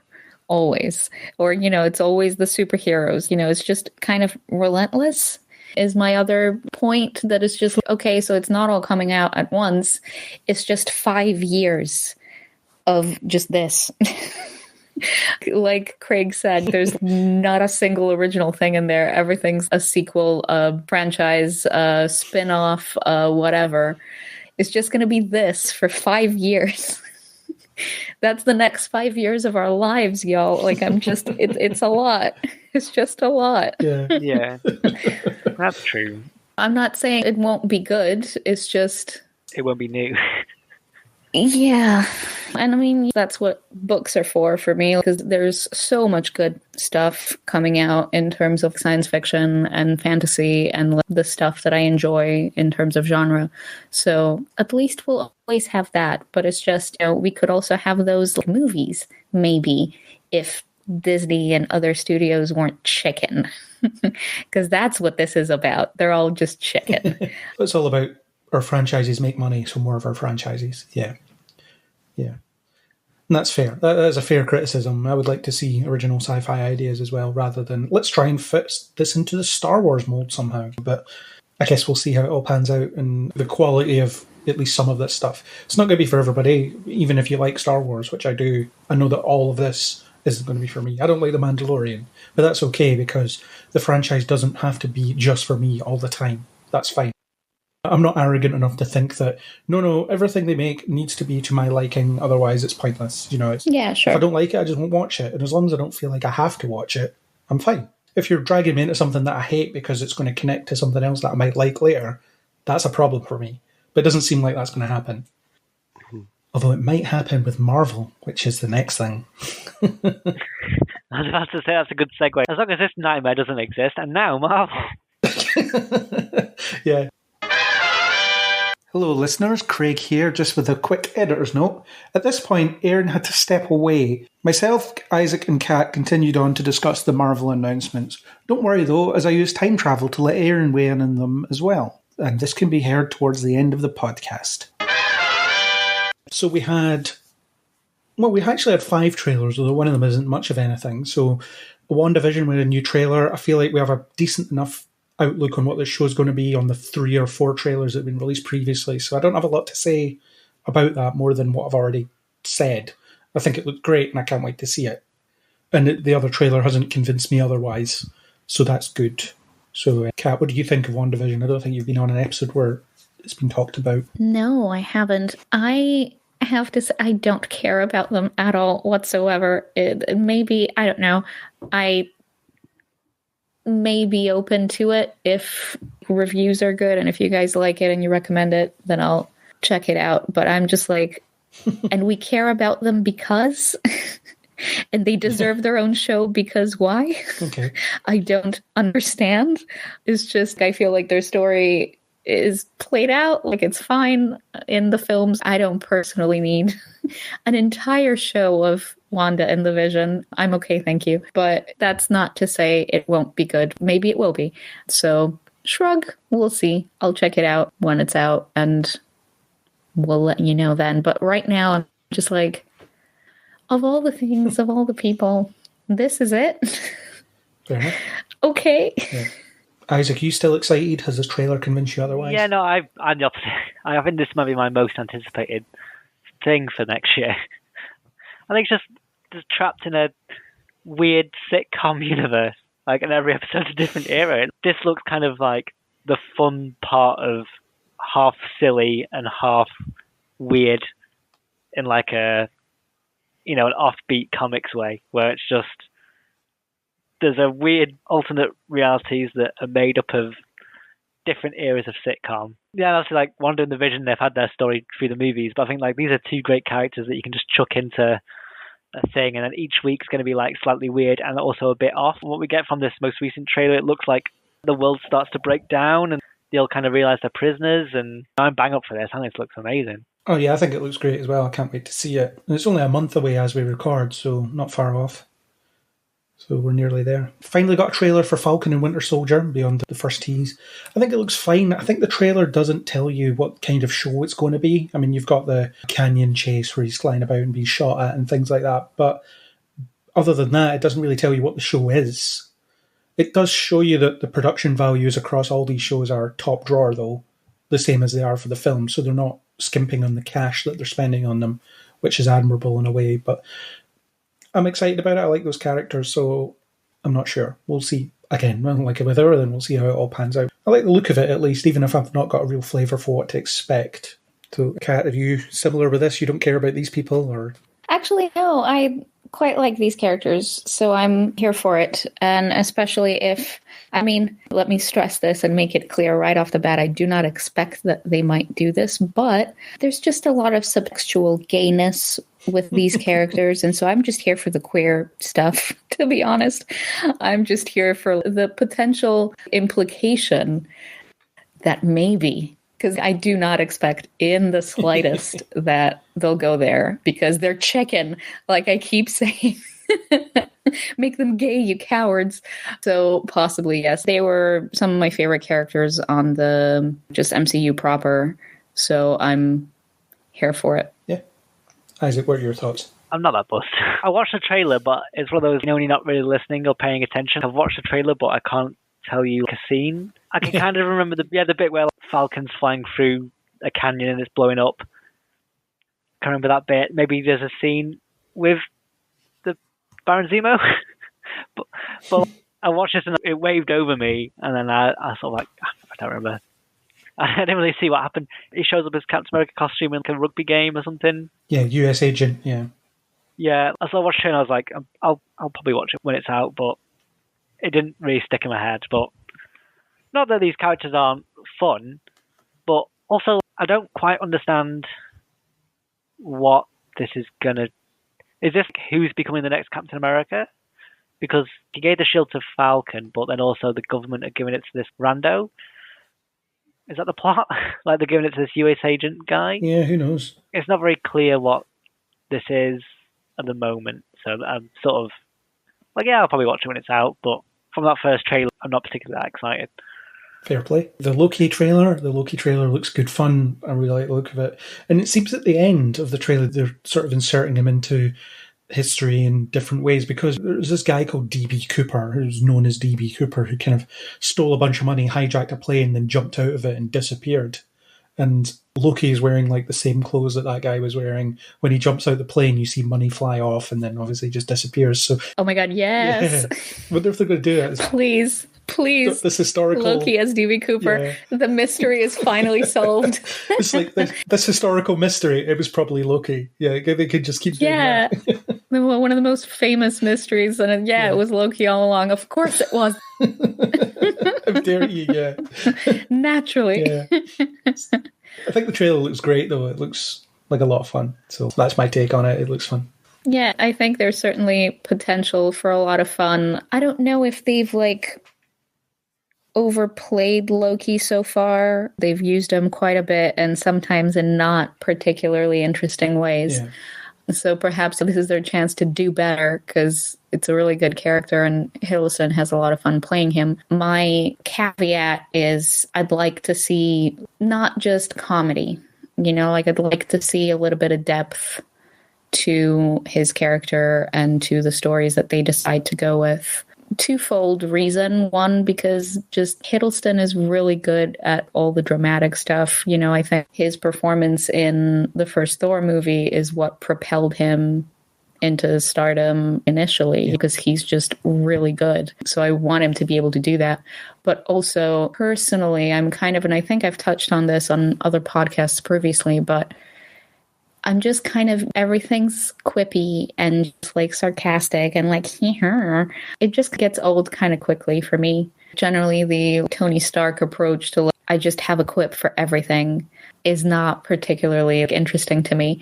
So I just want to see a little bit of both, a bit of balance, I think would be fine. But we'll see. Obviously, no trailer can tell us the full extent. We'll have to see the show to see how it turns out. But it's one that I've been excited about from the beginning, whenever it was first announced yonks ago. Yeah. And the trailer does suggest that there's stuff going on that's possibly more intense than, and obviously Loki's a trickster, so he'll mess about as he's going along. So we'll see. And this is kind of a pre-redemption Loki as well, which... Yeah. Well, I mean, and I would even argue his redemption, whatever, the quote-unquote redemption, because it was just half-assed and messy, and I don't know. He got redemption, but then he was like, neener, never mind. I'm back on my bullshit. Buzz Lightyear to the rescue! And it's just actually, man, can you stop? Can you just stop? So, I don't know that we ever properly got... I have a lot of feelings, a lot of grudges I'm holding with the treatment of Loki as a character generally. I don't know. We'll see. I guess we'll get into that more when we talk about for sure. Yeah. Show whenever it lands. Yeah. Isaac, do you like this? Yeah, I think following from what Kat was saying, considering he's the god of stories and lies and deception, I've not seen the first two Thor films, but this Loki isn't do much illusion or deception or lying. I kind of feel like they've never really done that much with him. I want to see, ideally, in this series or something, he's only in this time prison because it'll turn out that he wants to be there, or it's benefiting him, or it's a trick. I want to see him always be ahead, and everyone thinks they're using him, but really he's playing them, and I kind of feel like his Loki's never really had a proper... He's really controlling everything sort of feel, which I kind of think would be more fun. So obviously this might happen in this show, but I want to see more done with him. Was it Owen Wilson says everything you say is a lie? And it's that's not really that true for this Loki. He did that one trick in Avengers where he made Thor think he was in the lift, but he wasn't in the lift. But other than that, he's pretty much, as soon as he's in a slight bit of trouble, he's, I give up. You got me. So I'm hoping he's a bit more devious and crafty in this. Yeah, well, he did pretend to be Odin for a while. That's kind of tricky. Yeah, but even then, Thor was like, "You're not Odin," and he was like, "You got me." He didn't have another trick out of it. He can shapeshift. Also, I want Child Loki. I want Lady Loki. I want Richard E. Grant Loki. I want different Lokis. There's not just Tom Hiddleston. Absolutely, yes. He can be. He can be absolutely anything. Agreed on that. Mm-hmm. This is more for. I've been reading up on Gore the God Butcher and that storyline ahead of Thor: Love and Thunder. And there's an incredible Loki story where he turns into a worm and tortures a planet for 90,000 years because it's Ego the Living Planet, and he's holding this all-powerful thing, this weapon, and He just pretends to be like it's like the story of like a little worm, and he just keeps whispering in Ego's ear, and Ego's ripping himself apart. There's earthquakes and volcanoes, and he's just worming through, whispering, and he's just like torturing him just for ages, just to get what he wants. It's just like such a devious, nasty little thing. And I was like, yes, I want this Loki. I want a Loki who's puppeting everyone around him. So I'm really hoping we get just more trickery out of this one. Yeah, I agree. I think they really need to embrace the potential the character has, and they might do it. We just don't know. The trailer doesn't give you that much, but gives you something, so that's something. The What If trailer, I don't have much to say about it other than I like the What If stuff, comics that I've read, and I think it's just a fun concept, and it'll be the last time we get to see Chadwick Boseman, or get to hear him, I guess, as a different version of T'Challa, and Peggy as Captain America sort of thing, and Marvel Zombies with the Winter Soldier. Sure, yeah, it looks fun. What If stuff. Just get to go nuts and play around with different possibilities. So that sounds cool. And it's very possible they'll bring it into the live-action MCU through multiverse travel stuff. So we'll get to see Peggy as a live-action Captain America type later on. I don't know. Who knows? Anything could happen. So, Isaac, do you like this trailer too? Or? Yeah. Again, like you said, there's not much to go on. Again, like what looks like kind of a boring Doctor Strange one, where it's just Doctor Strange versus evil Doctor Strange. Do you know what that's fussed about? That's just like, what if there was also an evil clone or something? But like you said, it's kind of like each one is fun and separate, and they look kind of like they should be just sort of decent 15-minute bits. But obviously, yeah, this is of the ones. This doesn't look like it's more separate. Yeah. So yeah, it should be fun. It'll be nice. But yes, obviously we'll see more as we get more about it. Yeah. Kat, you have a similar disposition on What If? Yeah, I would say so. I haven't read any of the comics, so I'm just completely coming into this fresh. As with a lot of the MCU stuff, really. Mostly my comic book days were kind of pre-moving to the UK, because that's when I got into manga. So that's, a time. So yeah, so like I'd been reading a lot of Daredevil and so that was like my kind of universe, so to speak. So a lot of this is very like, oh, okay, so this exists. It's interesting. Also kind of like, it feels a little second rate, if that makes any sense.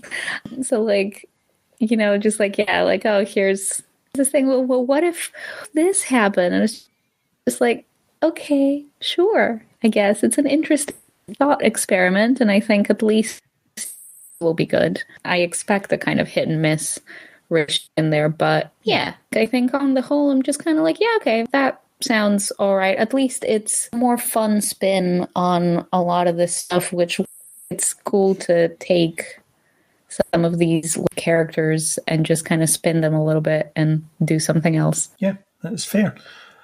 So, Ms. Marvel, there is actually kind of a trailer. It was more of a feature talking about how great is this character. She's new and everybody loves her. But they've actually got some footage in there, which surprised me. I mean, I know they're filming it, but they put that together really quickly. I love the character. I'm looking forward to seeing her come to life. She's going to be in Captain Marvel 2 as well, so possibly that's where they'll introduce her, or maybe the show will be first. I don't know. But I'm here for it. I think it looks great based on what I've seen. Nothing to say on it so far, really, in terms of what they're doing with it, but good that they're giving this character's time in the limelight, especially after people know her from the Avengers game and whatever else, so it's the right time, I think. Yeah, I think I'm quite interested in this because it's a little bit more funky, so I'm here for that, for sure. Isaac, you like Miss Marvel as well, don't you? Yeah, I love Miss Marvel. I think she's great. I think of the new characters, and also this show, I think it's is it all Muslim or mostly Muslim behind the scenes, like the directors and writers? I think so, yeah. Yeah. I think, this is one, it's fun and nice. I think when they announced, like, She-Hulk, this and Moon Knight, I was like, oh, yeah, this is the one I've been quite excited for a bit. So, yeah, I can't remember the actress' name, but she seemed just really happy to be there. Oh, yeah. Which seems to fit. That video of the Zoom call that they had with her to tell her she got the part, that was just so, like, precious. I think the best way to describe super charming. Yeah, I think this will be super nice and pleasant. So I'm really looking forward to this one. Yeah. So the rest of the stuff, I'm just going to kind of rocket through it because there's not much to say on it. The Hawkeye series, Haley Steinfeld, has been seen on set so that we know she's in it. So that's cool. I like that. The She-Hulk show, Tatiana Maslany is confirmed after saying that she wasn't doing it, but they've confirmed her now. Mark Ruffalo is going to be in it, which is great. Tim Roth is in it. which is great for me. I like the Tim Roth character, and perhaps other special guests, which might be Daredevil, because it's a Law show, I guess, or Law will be part of it. Ant-Man and the Wasp is going to be called Quantumania, which I think is a great title. And we've got Catherine Newton coming on playing Cassie Lang, recasting her from Avengers Endgame, which the poor actor that played her in Endgame seemed a bit upset about it, which, yeah, it's a shame she's had that role taken away from her. Catherine Newton's good, though, so I'm looking forward to seeing her. Samuel L. Jackson for Secret Invasion with Ben Mendelsohn, so we'll see how that pans out. Good to see them two together again. We've got Ironheart. This take is a genius inventor who makes an advanced Iron Man-like suit somehow, so it seems like that's going to be not like the comics, as in Tony Stark's not part of her origin, at least directly. Armor Wars, we've got some kind of people building Iron Man suits and James Rhodes has to stop it. So I'm here for that. I'm here for all of this. Guardians of the Galaxy Holiday Special and I Am Groot shorts. Yeah, here for it all. So that's me just shotgun through it. I'll talk about Fantastic Four separately, but shotgun through it. So those things that I've just listed, Kat, what do you think? It's a lot, but yeah. Mostly okay, great. Ant-Man and the Wasp, I don't know if I've mentioned this on this podcast or what, but I just don't care about these people. I don't know. Maybe if the writing's good, ? But it's not something I will run to watch. The Hawkeye one, I think probably most excited about, hoping that Jeremy Renner doesn't have too much screen time, because I'm done with Jeremy Renner. Honestly, I really am. But I really like Hailey Stanfield. However you pronounce it. I'm so sorry, Haley. You're a lovely girl. Yeah, I quite like her. I think she's a pretty good actor. She's done pretty well with everything she's set her mind to. And from what I've read, I think this would be quite my speed. I don't know enough about it. Yeah, what else did you mention? Sorry. Yeah, just rocket you through it. Things like Ironheart. Oh, yeah. It'll be stuff you're not super familiar with. Yeah, I think our Ironheart, I'm quite interested by some bits and bobs about that character. And the actress who's playing her, she was really good in The Old Guard. Oh, that's who she is. Yeah, and I really enjoyed. Yeah, like you could tell that girl's going to be something, like she's just like, okay, great, you're to watch. You're going to do great things. I'm just really glad that that's taking off. And I think that some of the writers who are involved in Ironheart are quite well respected in the science fiction world. So I think they're going to do the best job they can possibly do with what they're given in terms of budget and stuff. So, yeah. Which is probably functionally unlimited. Being a keyword. I don't know how these things are, what the priority will be for Disney. There's just a lot, which I would say is commendable. A lot of this stuff is less, with the exception of WandaVision and oh my God, Bucky, what's Bucky's character's name? His character name? Bucky. That is yes, but that's not what the show is called. Anyway, I'm tired. Winter Soldier, thank you. Falcon and Winter Soldier. Those, because they have the film actors in there, presumably will get a bit more, like a bigger slice of the pie, if that makes sense. At least I would expect it to. I just hope the other shows that don't necessarily feature MCU names will also get a decent chunk of money to make it look as good as it can. Just to give each story the room it needs to be told. As long as that's done, that's okay. I'm going to argue for just throw all the money at them. It was said that they were committed to making there be no difference between the production value quality of their TV stuff or their streaming stuff and their cinematic theatrical stuff. Yeah, which is awesome. So, yeah, absolutely. Yeah, that's definitely on display with the trailers we've seen. Yeah. So if it continues on throughout their output, and it seems like there's characters that are just turning up all over the place as well. I mean, Ms. Marvel's going to be in the film and her own show. Florence Pugh's Black Widow is turning up in at least 2 other shows. So she's going to be in Falcon and Winter Soldier, and I forget what the other one was. One of the other ones, the Hawkeye one, I think that was it. I think she's in that one. So It does seem like there's no taboo against it. Oh, you're on the TV show, huh? You're not as good as the rest of us. Yeah. Yeah.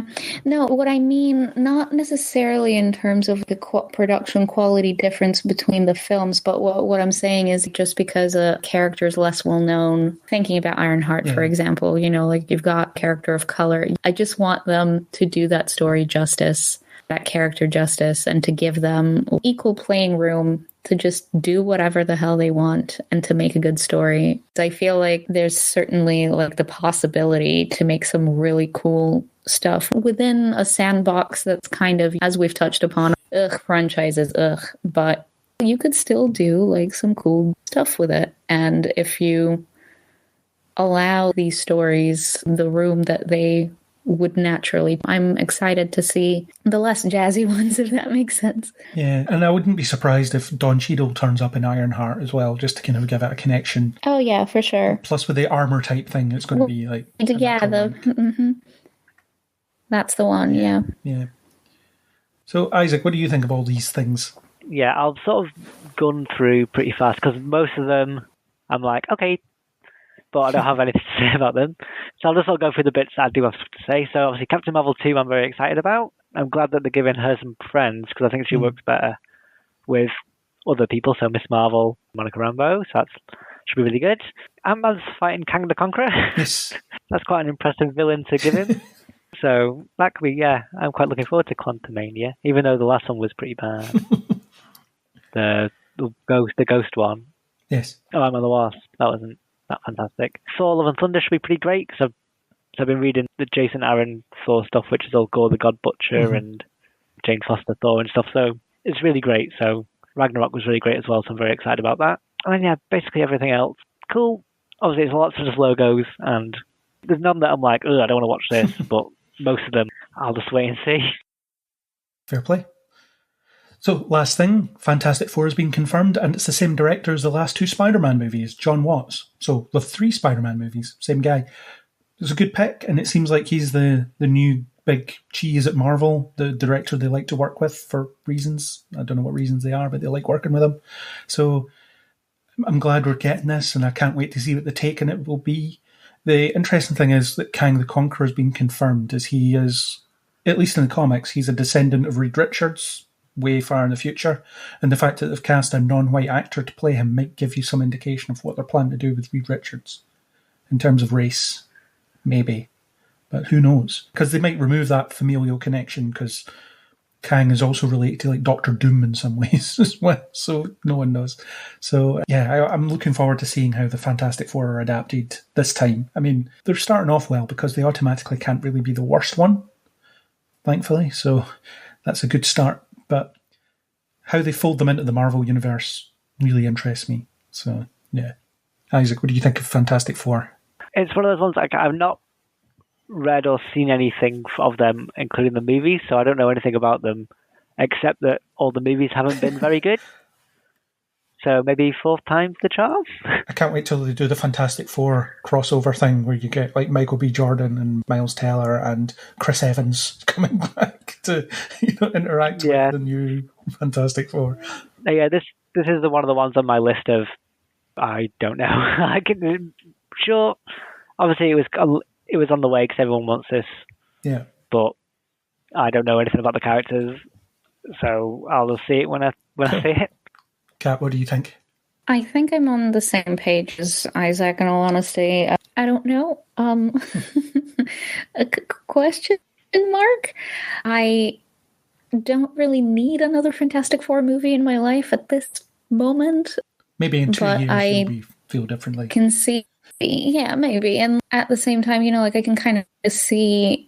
Let me put it this way, in a general sense, CU proper has not let me down. They had an idea, they went with it, they built layers of stuff. And so bringing this up first, they have stuff in mind for how to link things and how to whatever. So, okay, let's see is my thing. I mean, I don't know. I don't remember if did we do a podcast on Fantastic Four? Was I on that episode? No, we didn't. No.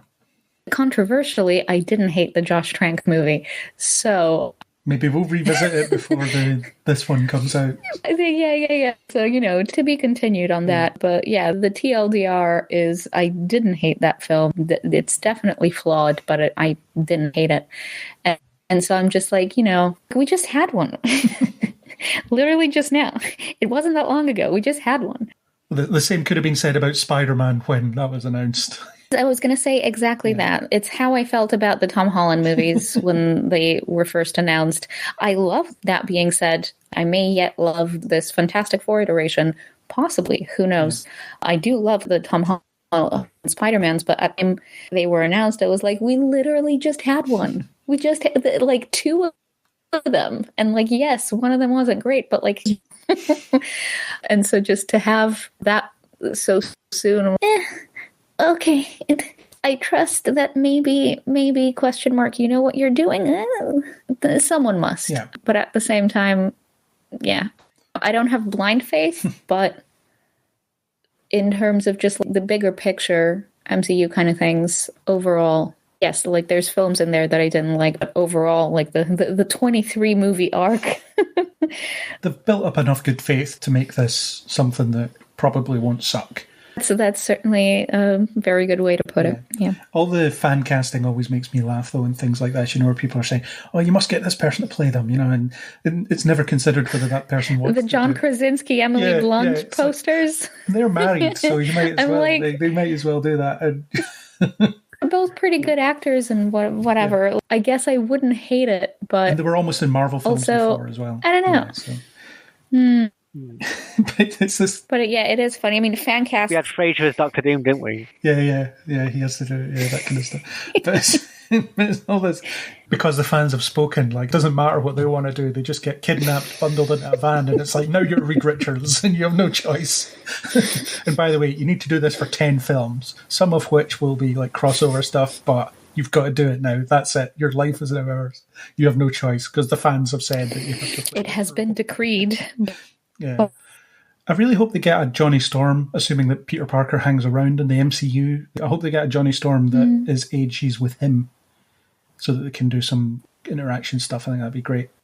Do they interact a lot in the comics? They do, yeah. They're kind of like best friends.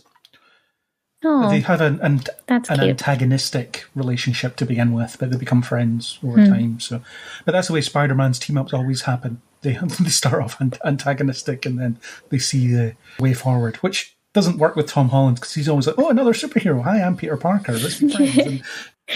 Because he's a precious, yes.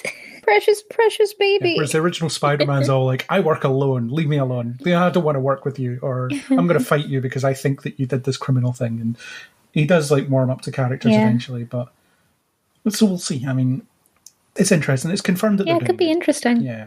Who'd be a good friend for Tom Holland? Maybe Harry Styles? Maybe not. I had him and Tom Holland would be nice. Do you know what? The Harry Styles superhero. Honestly. Bring it. Yes, please. He'd be a good friend for Tom Holland. Disney, are you listening? Please. Yeah. It's starting to sound like a reality show now, isn't it? Who'd be a good friend for Tom Holland? He's here, actually. All jokes aside, he was great at Dunkirk. I think he really has potential. Let's explore, but put him in spandex. And set him on fire, perhaps. The world needs. Yeah, I don't know. We can park the who's be a good friend for Tom Holland discussion till a later time, I guess. So that's it. We made our way through everything. I think if Disney hadn't dropped so much stuff, we'd have had a much quicker discussion, but bloody Disney are always doing this to me. Bloody Disney. Stop God damn it, Disney. Yeah, it just makes me laugh, all these investors, these people that only care about money watching this investor meeting to find out if their investment is protected over the next few years. And you're fine. Yeah, the image is the old grey-haired white man watching this thing, and he has no idea what an Ahsoka is, but he just wants to know if it's going to make him money. Okay, so I've plucked Aaron from the time stream to discuss Marvel stuff because he had to go, but also wanted to discuss Marvel stuff. So we did a bit of time travel, which is what this podcast does. So let's start with the 5 trailers that we got. I mean, 4 and a bit, because one of them's not really a trailer, but WandaVision. So did that give you anything that you didn't already know about the show? Did it make you more excited or just about the same? The thing about the WandaVision is I've been following it online, so it probably didn't give me any more than I already knew, but it kind of didn't need to because I was already hooked in enough to go and search for information myself. So, that's not a bad thing. Anybody that's not got time to go to search for stuff can have a second trailer and be more into it, but I'm ready, I'm on board. I'm actually hoping to watch this one with Laura as well, who's not interested in superhero stuff, and we'll see if that is an experiment that works or not. Yeah, it's kind of more of the same in terms of trailers. They're stuck in a weird sitcom world. There's some weirdness behind it that they have to deal with in the real world probably, and then that's about it. We don't know much else, which is good. I think they've given us enough for now. If you're the sort of person that's only interested in it because of which other characters might show up, then maybe you needed to watch all of the trailers. But I think most people are either going to be bought in or not by the fact that it's showing you a bit as a soap opera. I think that's the majority of people will be attracted to that, or they'll already be turned off. So yeah. Plus, it's not far away, so not long to go now at all. I'm actually looking forward to that one. Yeah. I'm sure we'll try and podcast about that when it's done, maybe. Who knows? I think it'd be an interesting topic because not like Legion. It's not like Legion at all, but like Legion, they've tried to do something different, and that's almost worth a conversation, whether it's good or not. So it could definitely go on the cards. Yes, I'll put it on the spreadsheet. Listeners, there is a spreadsheet of stuff that we're planning to do. Next up, Falcon and Winter Soldier. Finally got a trailer, and you were talking last time about how you have no idea what this show is. So I don't think this trailer gives you that either, interestingly. I don't think I know necessarily much about the plot, maybe, but I know what style of show it is now. And given that WandaVision seems to be selling itself on what style of show it is, I think that was then okay for me to follow up with another style of show. It's a buddy movie, and it's going to be action, military action, thriller action. That makes it sufficiently different from all of the other ones that I feel like I know what I need to know. Although one of the crucial parts was going to be how well do these people play off each other? Because if you're going into a buddy film, then the buddies need to be really worth watching. Otherwise, you are just watching a bunch of action scenes. So I'm not necessarily expecting to get loads from the plot in that sense. I'm thinking there's going to be none, but it's almost secondary to whether I like the charisma of the two people playing off each other. And I saw enough. I don't think I was blown away by it. I will say that I wasn't sort of belly laughing. I wasn't totally in on it, but it hit what it needed to hit, I think, which is one of them's sort of cool and funny and has got all the jokes and takes the risks. And then the other one is this curmudgeon-y old guy who's got a lot of power, obviously, but is very much, should we be doing this? What are we doing? Stop telling jokes. This is serious. And that's classic buddy movie. So it's done enough. I will want to watch it. I guess I'm just not blown away yet, but maybe I will be when I do see it. Yeah. And I guess out of all the trailers, it feels more traditional in the sense of what you would expect from a Marvel movie trailer.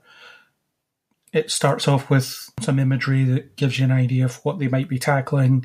You get the smash cut of the big set piece that's in there, which is, in this case is the canyon chase with the helicopter and so on, which looks great. I think it's definitely a highlight that they're fulfilling the promise of having no difference between the production values of their TV and their film, or their streaming and their film. And we said this in the other discussion that you weren't part of as well. It's just they're really throwing the same kind of money at these things, which is commendable. Yeah, and hopefully they would get the payoff and it's worth it. Yeah, definitely. It'll be, once it's all bedded in and everybody in the world has Disney Plus, they'll just cut the budgets and then expect us to take it. On the later shows, the ones that are out in like 6 years or so will be, oh yeah, we're not spending any money on these anymore because we've got you already. Hopefully it'll be less cynical than that. Hopefully it's the ones that intend to be ongoing TV series will end up facing more of a TV budget. But anything where they're saying right from the outset,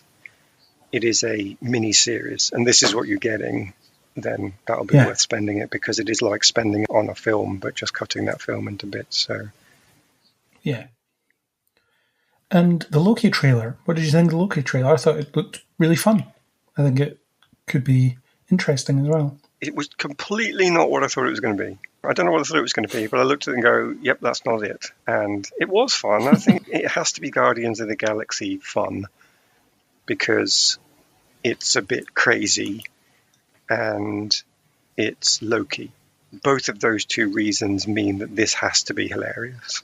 I think, like with the other stuff, I didn't find myself laughing out loud, but I guess I've got the trust in the character that I don't need to get that from the trailer, or maybe I'm not expecting to get that from the trailer. So I think I agree with what you say. It looks kind of fun, and I hope it is.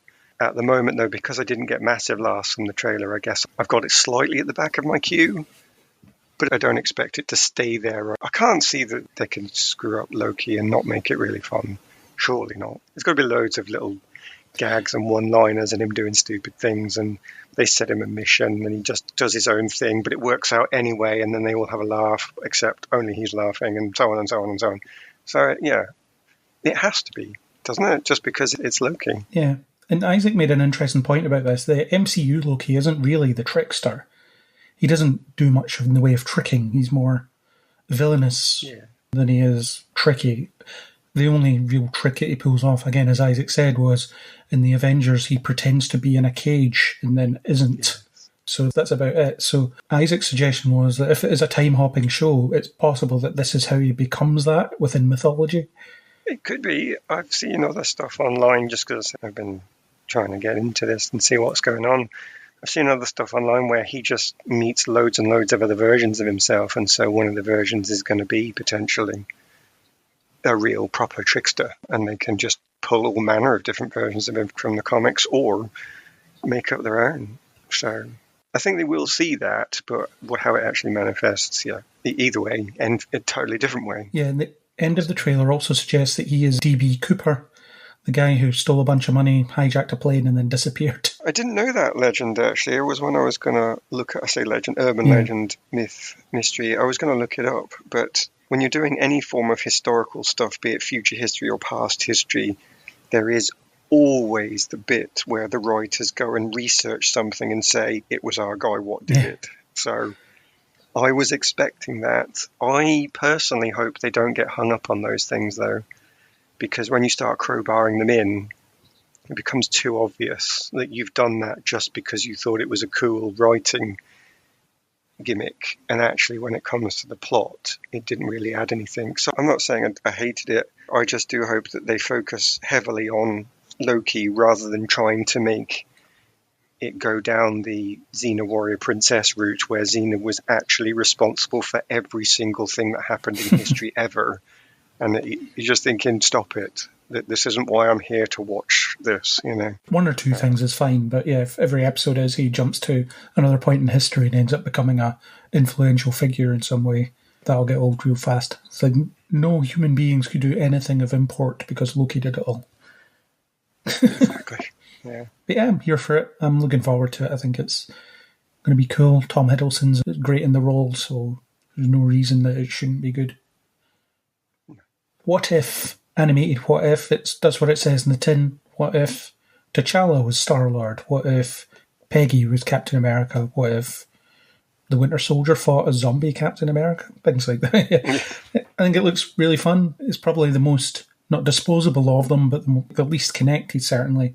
Unless they really commit to this full multiverse thing and start bringing in the sort of Peggy Captain America and live action and things, which I wouldn't put past them at this point. No, I like to keep them where they are, though, because this brings us back to what I was bringing up with the Spider-Man setup. I want the main plot line to stay grounded so I can really get the proper connection with the story. I don't want to get lost into, and then this happens and then that happens, and just trying to link everything together because it looks good on paper. I think you really do lose your connection to the characters when they do that. So I'm totally into a what if show and would happily watch them all because they are fun and interesting ideas. But I want it to stay What If. I want this to be the ideas that we couldn't fit in anywhere else, but they are pretty cool. Let's just do a one-off and then leave it that way and enjoy it for that. And then they will be good, I think, with that. Yeah, that's broadly what the comics were. Just, what if this happened instead of the thing that you read happened? And usually they would take it to such a ridiculous degree because they can, because it doesn't go anywhere and doesn't mean anything. But you would think that, for example, if Spider-Man had revealed his identity to Gwen Stacy at that point in time, it wouldn't have played out in this way because they would have had to keep continuity going to some degree in an ongoing comic series. They wouldn't have appended everything in that way. So it'll be a bit like that. Yeah, this could never have happened in any of the films because we have to get back to zero, in effect, by the end of it. In some way, it moves on, but the characters still need to be there and doing stuff. So you would never have these things play out in that way. No, not without it being a massive plot arc, absolutely. Yeah, for sure. Final trailer, kind of, Ms. Marvel. It was more of a featurette talking about how great the character is. There's a little bit of footage in there, though, which surprised me because they only recently started filming. So they just threw in pictures of her in her room and whatever else. So, and the Zoom call showing her accepting the role or being given the role, and it was such a great little excited moment for her. I think this show is going to be with like 1 million people. I mean, the poor girl was like, let's introduce you to the entire crew and you must react. It's like, be an actress now. That was a bit harsh. It's your first acting job. You're going to be in this TV series. You're going to be in Captain Marvel 2. You're going to be in probably 10 other things. So we've got you until you're 40. Just settle in. But I like this character. I don't know how familiar you are with her, but I think it's the right time for her to sort of shoot into the mainstream in terms of the films and so on. So I'm really excited for this. She's the biggest breath of fresh air to come into Marvel Comics in a long time. So maybe it'll be the same here. Yeah, I really don't know anything about the character at all other than what I've seen in the analyses of what's coming. I've heard people talk about the Young Avengers. I've heard people talk about the various crossovers where we're going to see hints here, there, and everywhere of it. And I can see this being something that spins out into its own little arc when they do bring in all the other characters that Ms. Marvel is going to connect to. And it doesn't fill me with dread that it could just be another way to make infinite money. It does actually seem like they are trying to branch into something meaningful. And most interesting was the idea that when they start doing stuff like this whole idea that the Avengers is going to be a world property. And I do mean property because the viewers like to sort of feel like it's their characters. We enjoy this. And that's how you end up getting in trouble online because you don't realize the fans that really are that connected. But if they do manage to make the Avengers a world property, rather than just being all-American superheroes, then that will actually be an important step. It will be something that people can sort of start to come together and all enjoy in this internet age. So it does seem like it opens a door already. Whether they actually properly go through it or not, who knows? I've no idea what's in the next arc of Avengers this, Avengers that, the other spin-offs, TV shows, but massive opportunities. Yeah. And the thing about Ms. Marvel, beyond the whole representation piece, which is super important, it's a big part of her framework, is she offered representation where none existed, like literally none existed. But it's also this idea of a fan of superheroes becomes a superhero.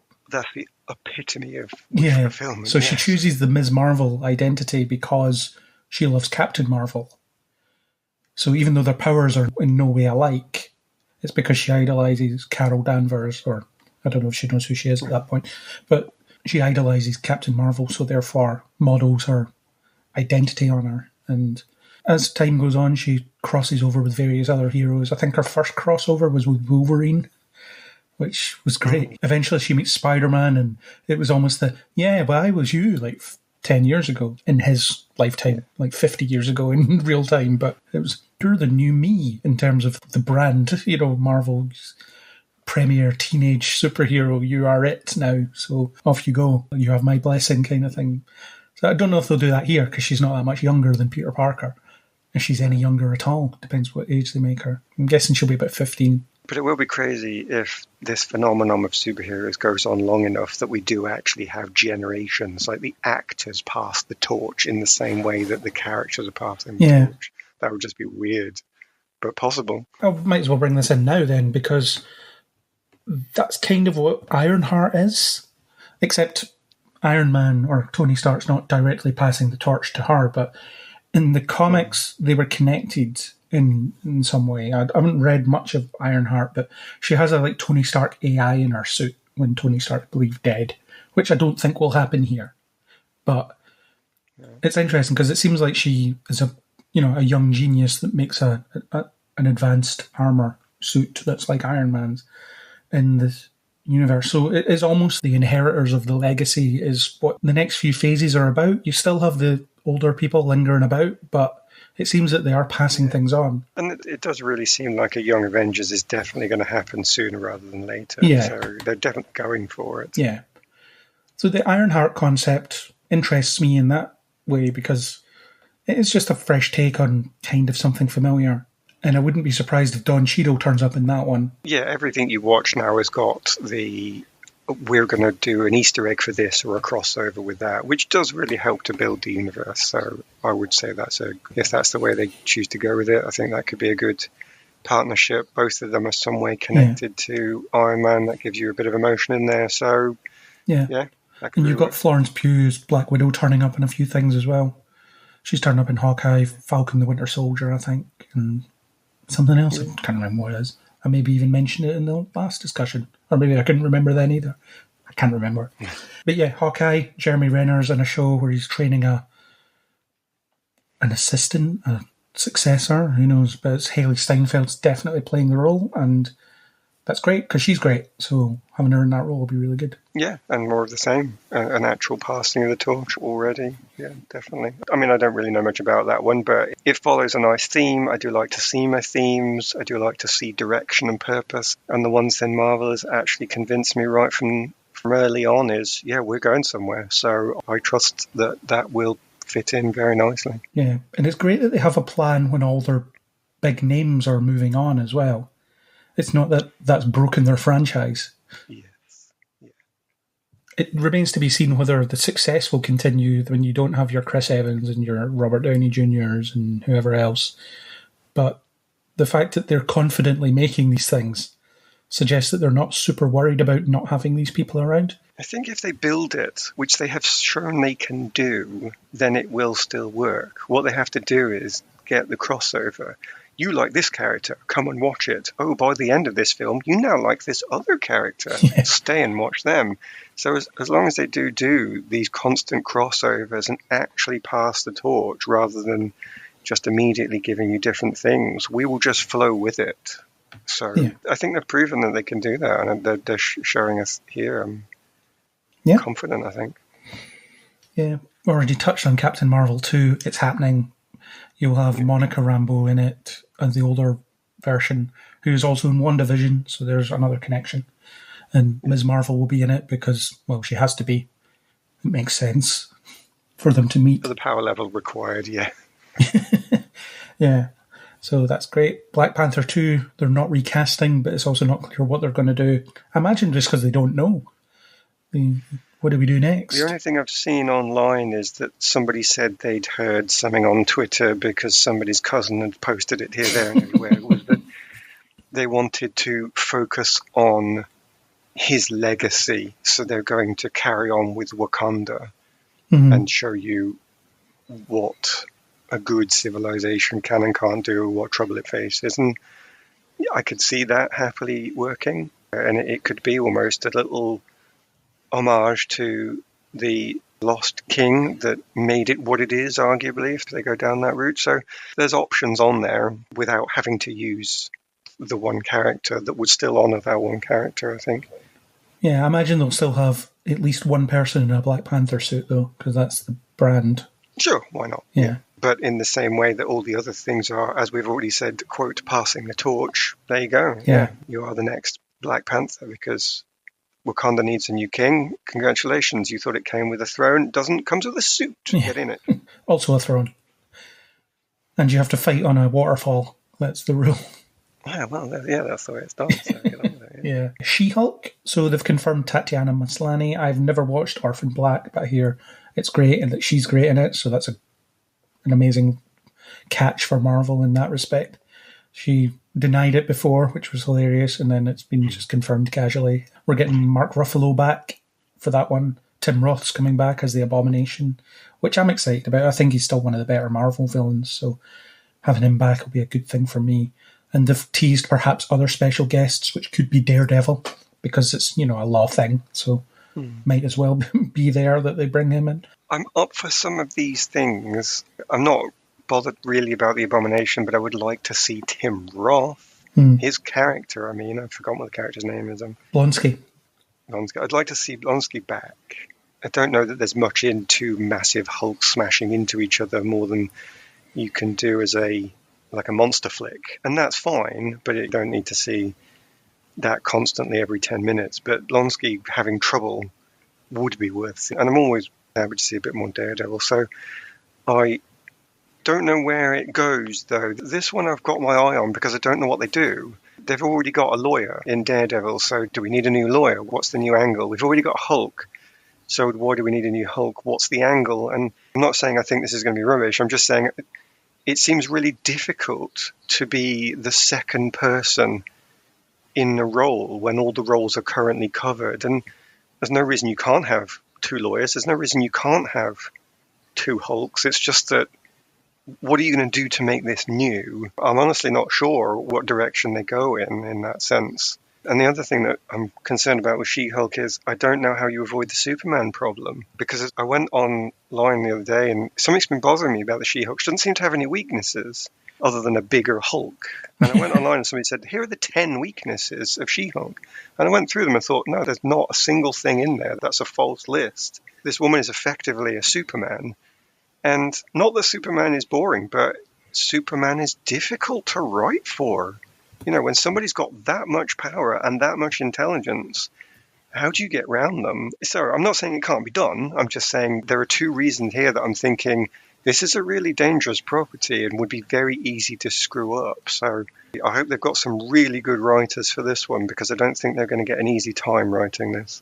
I suspect the first season, assuming it's a multi-season thing, will focus on adjusting to the transformation in some way and trying to find out how her life works. And whether they have her stuck in the She-Hulk form or have her go back and forth, because the comics have changed it up a number of times.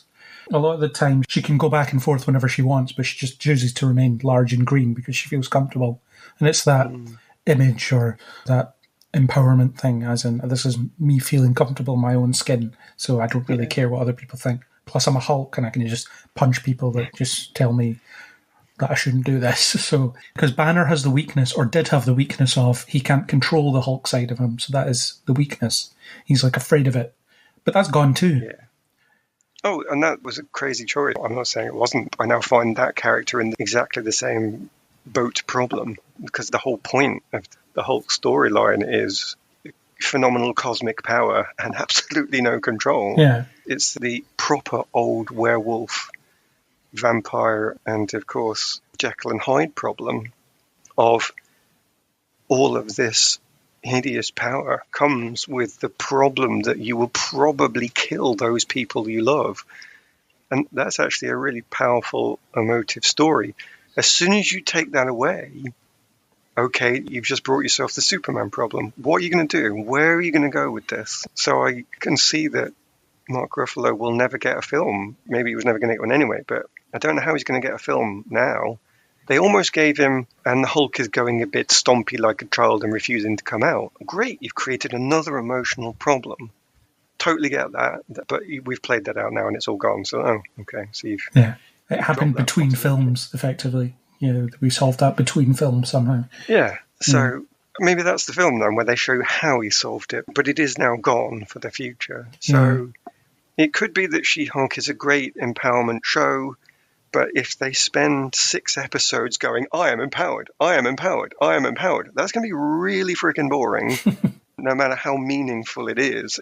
The idea that you don't actually need a plot as well is crazy. So I come back to where I started. I think it could be good, but I don't envy the writers on this one. Yeah, I guess they might have Banner regress and his thing didn't work permanently, so he's going to go back and be Savage Hulk again, or a different variation of that. We don't know.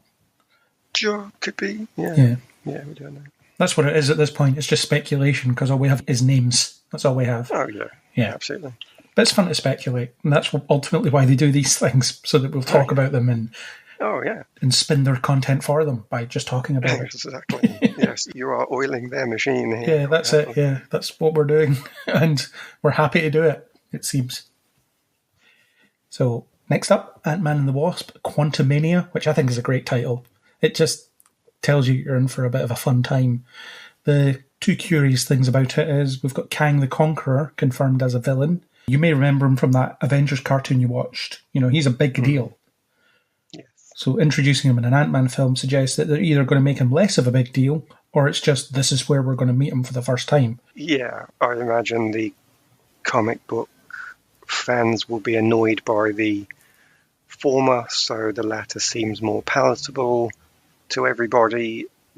But that does mean that I would not want to see him defeated in this film. I would just like to see him mildly inconvenienced so that Phase 6's ultimate endpoint film builds on that for some reason. Yeah.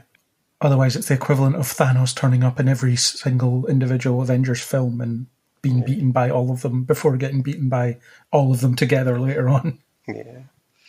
Yeah, that's not what you want. I guess I'm nervous about this one as well because, again, as well as things going a bit crazy, which is what I was thinking about before as a problem, when the power level goes up and up and up and up, you're pretty much going, get a Captain Marvel in here, get those people in of that, oh yeah, well, my Scarlet Witch. Right, everybody else, just pull up a seat and eat popcorn.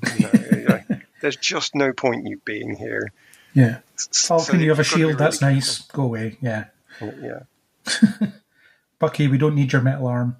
Yeah, this is a massive problem if they push it too hard. And as soon as you get the ultimate villain from the end of the time who plays with every energy you can think of, you've raised the bar and you can't drop that again. So I'm nervous about this one. As an individual standalone film, if it's as funny as Ragnarok and some of the Guardian stuff is, great. Totally up for the comedy, that's fine. But I don't know that you can just lightly bring in that particular villain without giving it some real thought. So I don't know. Again, slightly nervous, but not turned off. Yeah.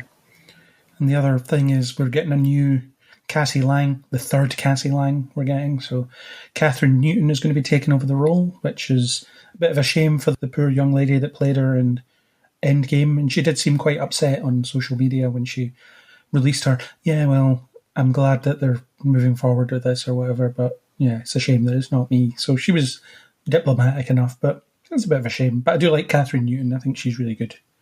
So her taking on this role, they've clearly got maybe big plans for this character in future stuff. Yeah, building, like we've said with some of the other stuff, passing on torches, building it into something new. Yeah, totally. There's no reason this can't fit into all the rest we've already mentioned, actually. Yeah. And good actor for it, so we'll see. Sure. A couple of Guardians things. We're getting a holiday special, which feels right enough. For them, yes. Yeah. And an I Am Groot animation, which will be great for the kids. And possibly for us, if it's funny enough. Yeah, they almost, if they keep to their proper theme, can't go wrong. I did feel a change of humour between the two films, that I thought there was a bit of a loss of some of the cleverness in the writing, going for simpler gags. I hope that it doesn't degenerate into just fart jokes, because that is the way that inevitably ends up. But equally, if they do put effort and thought into it, there's no reason why these things shouldn't be absolutely hilarious.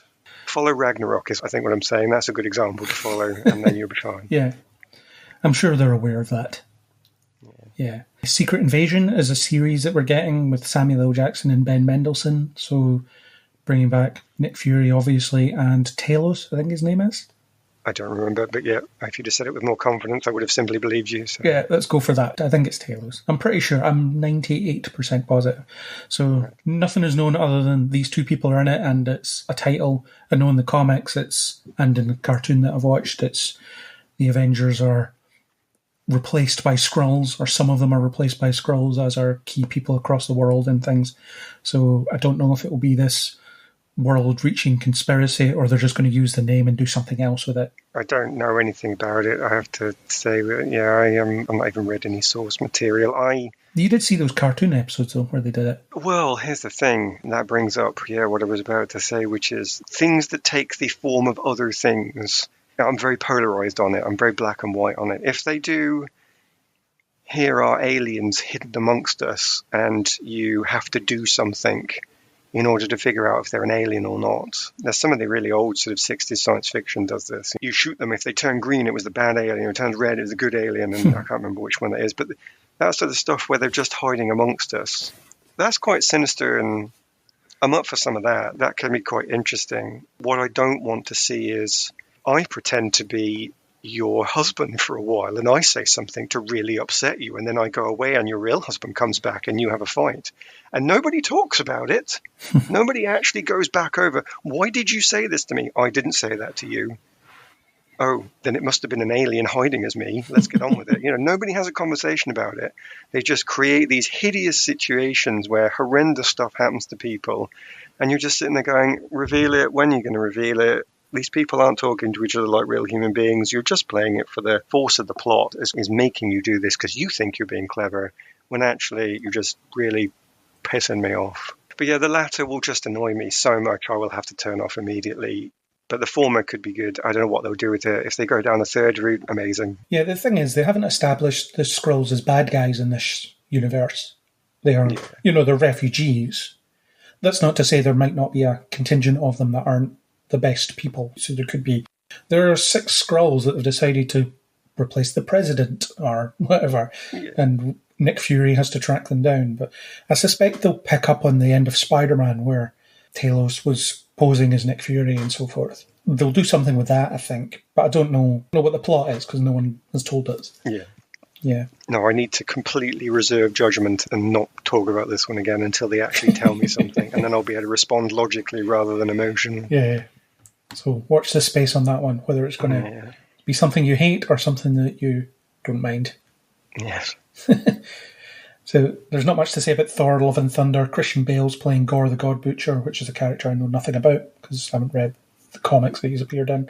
Relatively recent guy. I think he has a symbiote, like the Venom symbiote, as a sword, and he hates the gods and he wants to kill them because he went believing that there wasn't gods, and then he discovered that there were and that they failed as people or something like that, and he just hates them and wants to kill them. So there's Thor. So I want to kill Thor. So I don't know how they'll adapt that or how far they'll adapt that, but that's who he's playing. That's the name of the character he's playing. Yeah, they've got somebody in who's a capable actor who has got a highly emotional revenge plot. Go. It's a good starting point. Yeah. Don't know what else to say about it. Obviously, same as yourself. But there's no reason why that should immediately fail. That sounds like a good starting point. Yeah. Armor Wars, we kind of touched on that. It's a show about Jim Rhodes dealing with Stark's technology falling into hands that shouldn't have it, which is essentially what the first 2 Iron Man films are about. Yeah, it kind of carries on with that idea, and that's actually a modern fear. So, it's not a modern fear of the everyday person, but it's a modern fear at government level, political level. So it's already grounded in some sort of reality. Well, actually, we're all afraid of terrorists getting hold of dirty bombs and so on, I guess. So when the news reminds us to be afraid of that, we do dutifully jump on board that train. So, it's grounded, it's real. It's a problem that you would think would actually definitely happen in a super's world. So, investigate. Tell me your chat and happily watch it. Yeah, Don Cheadle leading a series as well. Not a bad thing.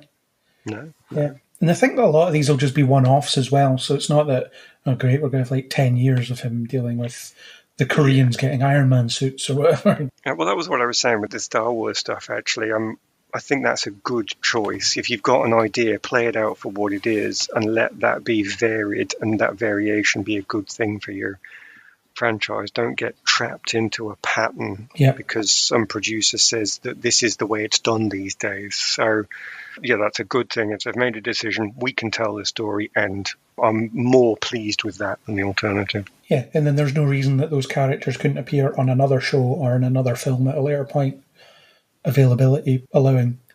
Absolutely. Yeah.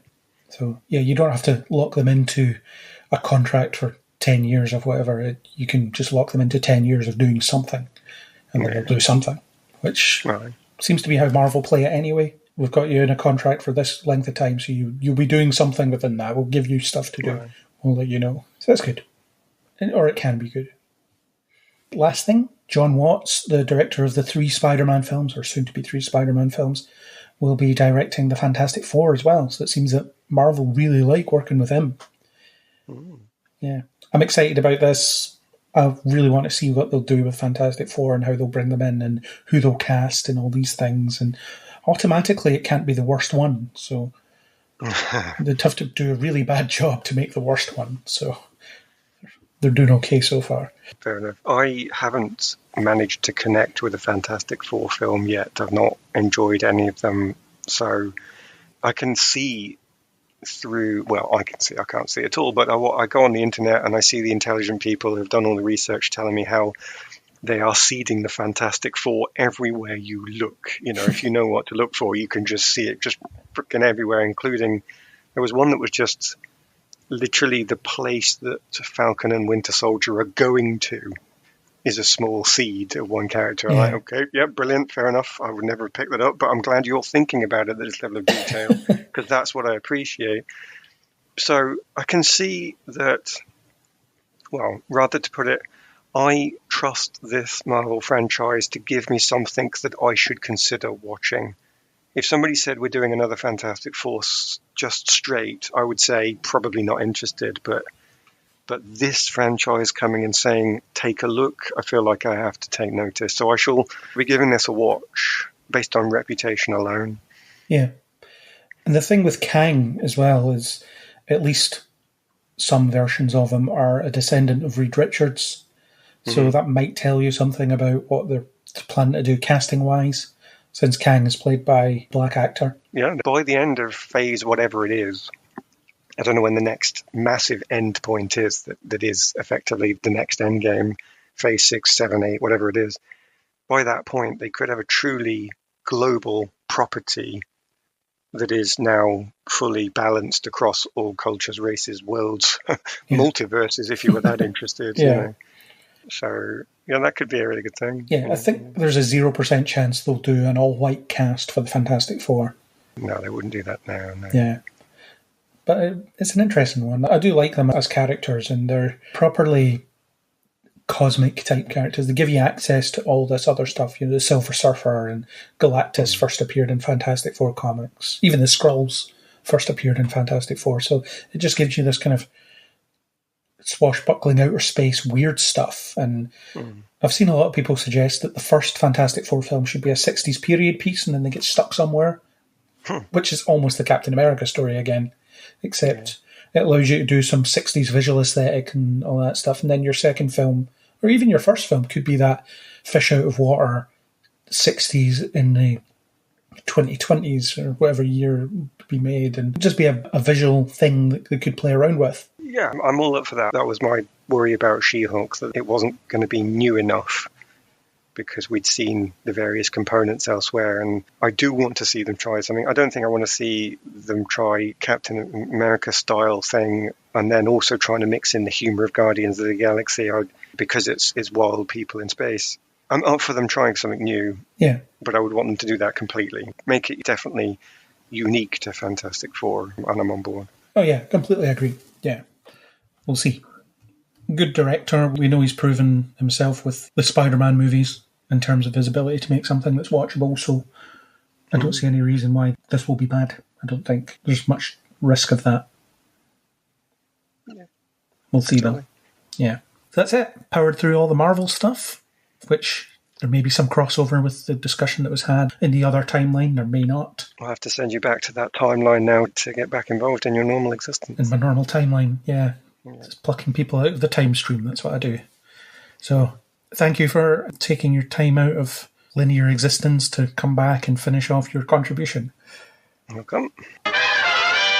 So that's been our roundup of all the stuff. So we'll do this again next month. A different configuration of people, possibly. Who knows? Thanks to YouTuber Neil Stenson for the supplied music. If you want to catch us on the socials, we've got Facebook and Twitter under Neil Before Blog, or you can just leave comments on neilbeforeblog.co.uk. You can subscribe to the podcast on iTunes or Spotify or anything podcasty. Wherever you get your podcasts, you'll find us. That's the beauty of it. So that's pretty cool. And if you want to talk about any of this stuff, just hit us up. And we're always going to be happy to talk with you about that. So, yeah, please do. Please make yourself known. And if you're on iTunes or anywhere you can leave a review and a like and a comment and whatever, do that. But until that time, Kat, thanks for being here and discussing stuff. Thank you for having me. Isaac, thank you for being here and discussing stuff.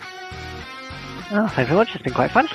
And thanks to Aaron, who's not here at the moment, but I have recorded something separate for him to talk about Marvel with me, so that will be at some point before this point. I don't know. It's the future. We'll find out. But until next time, join us on Neil Before Pod.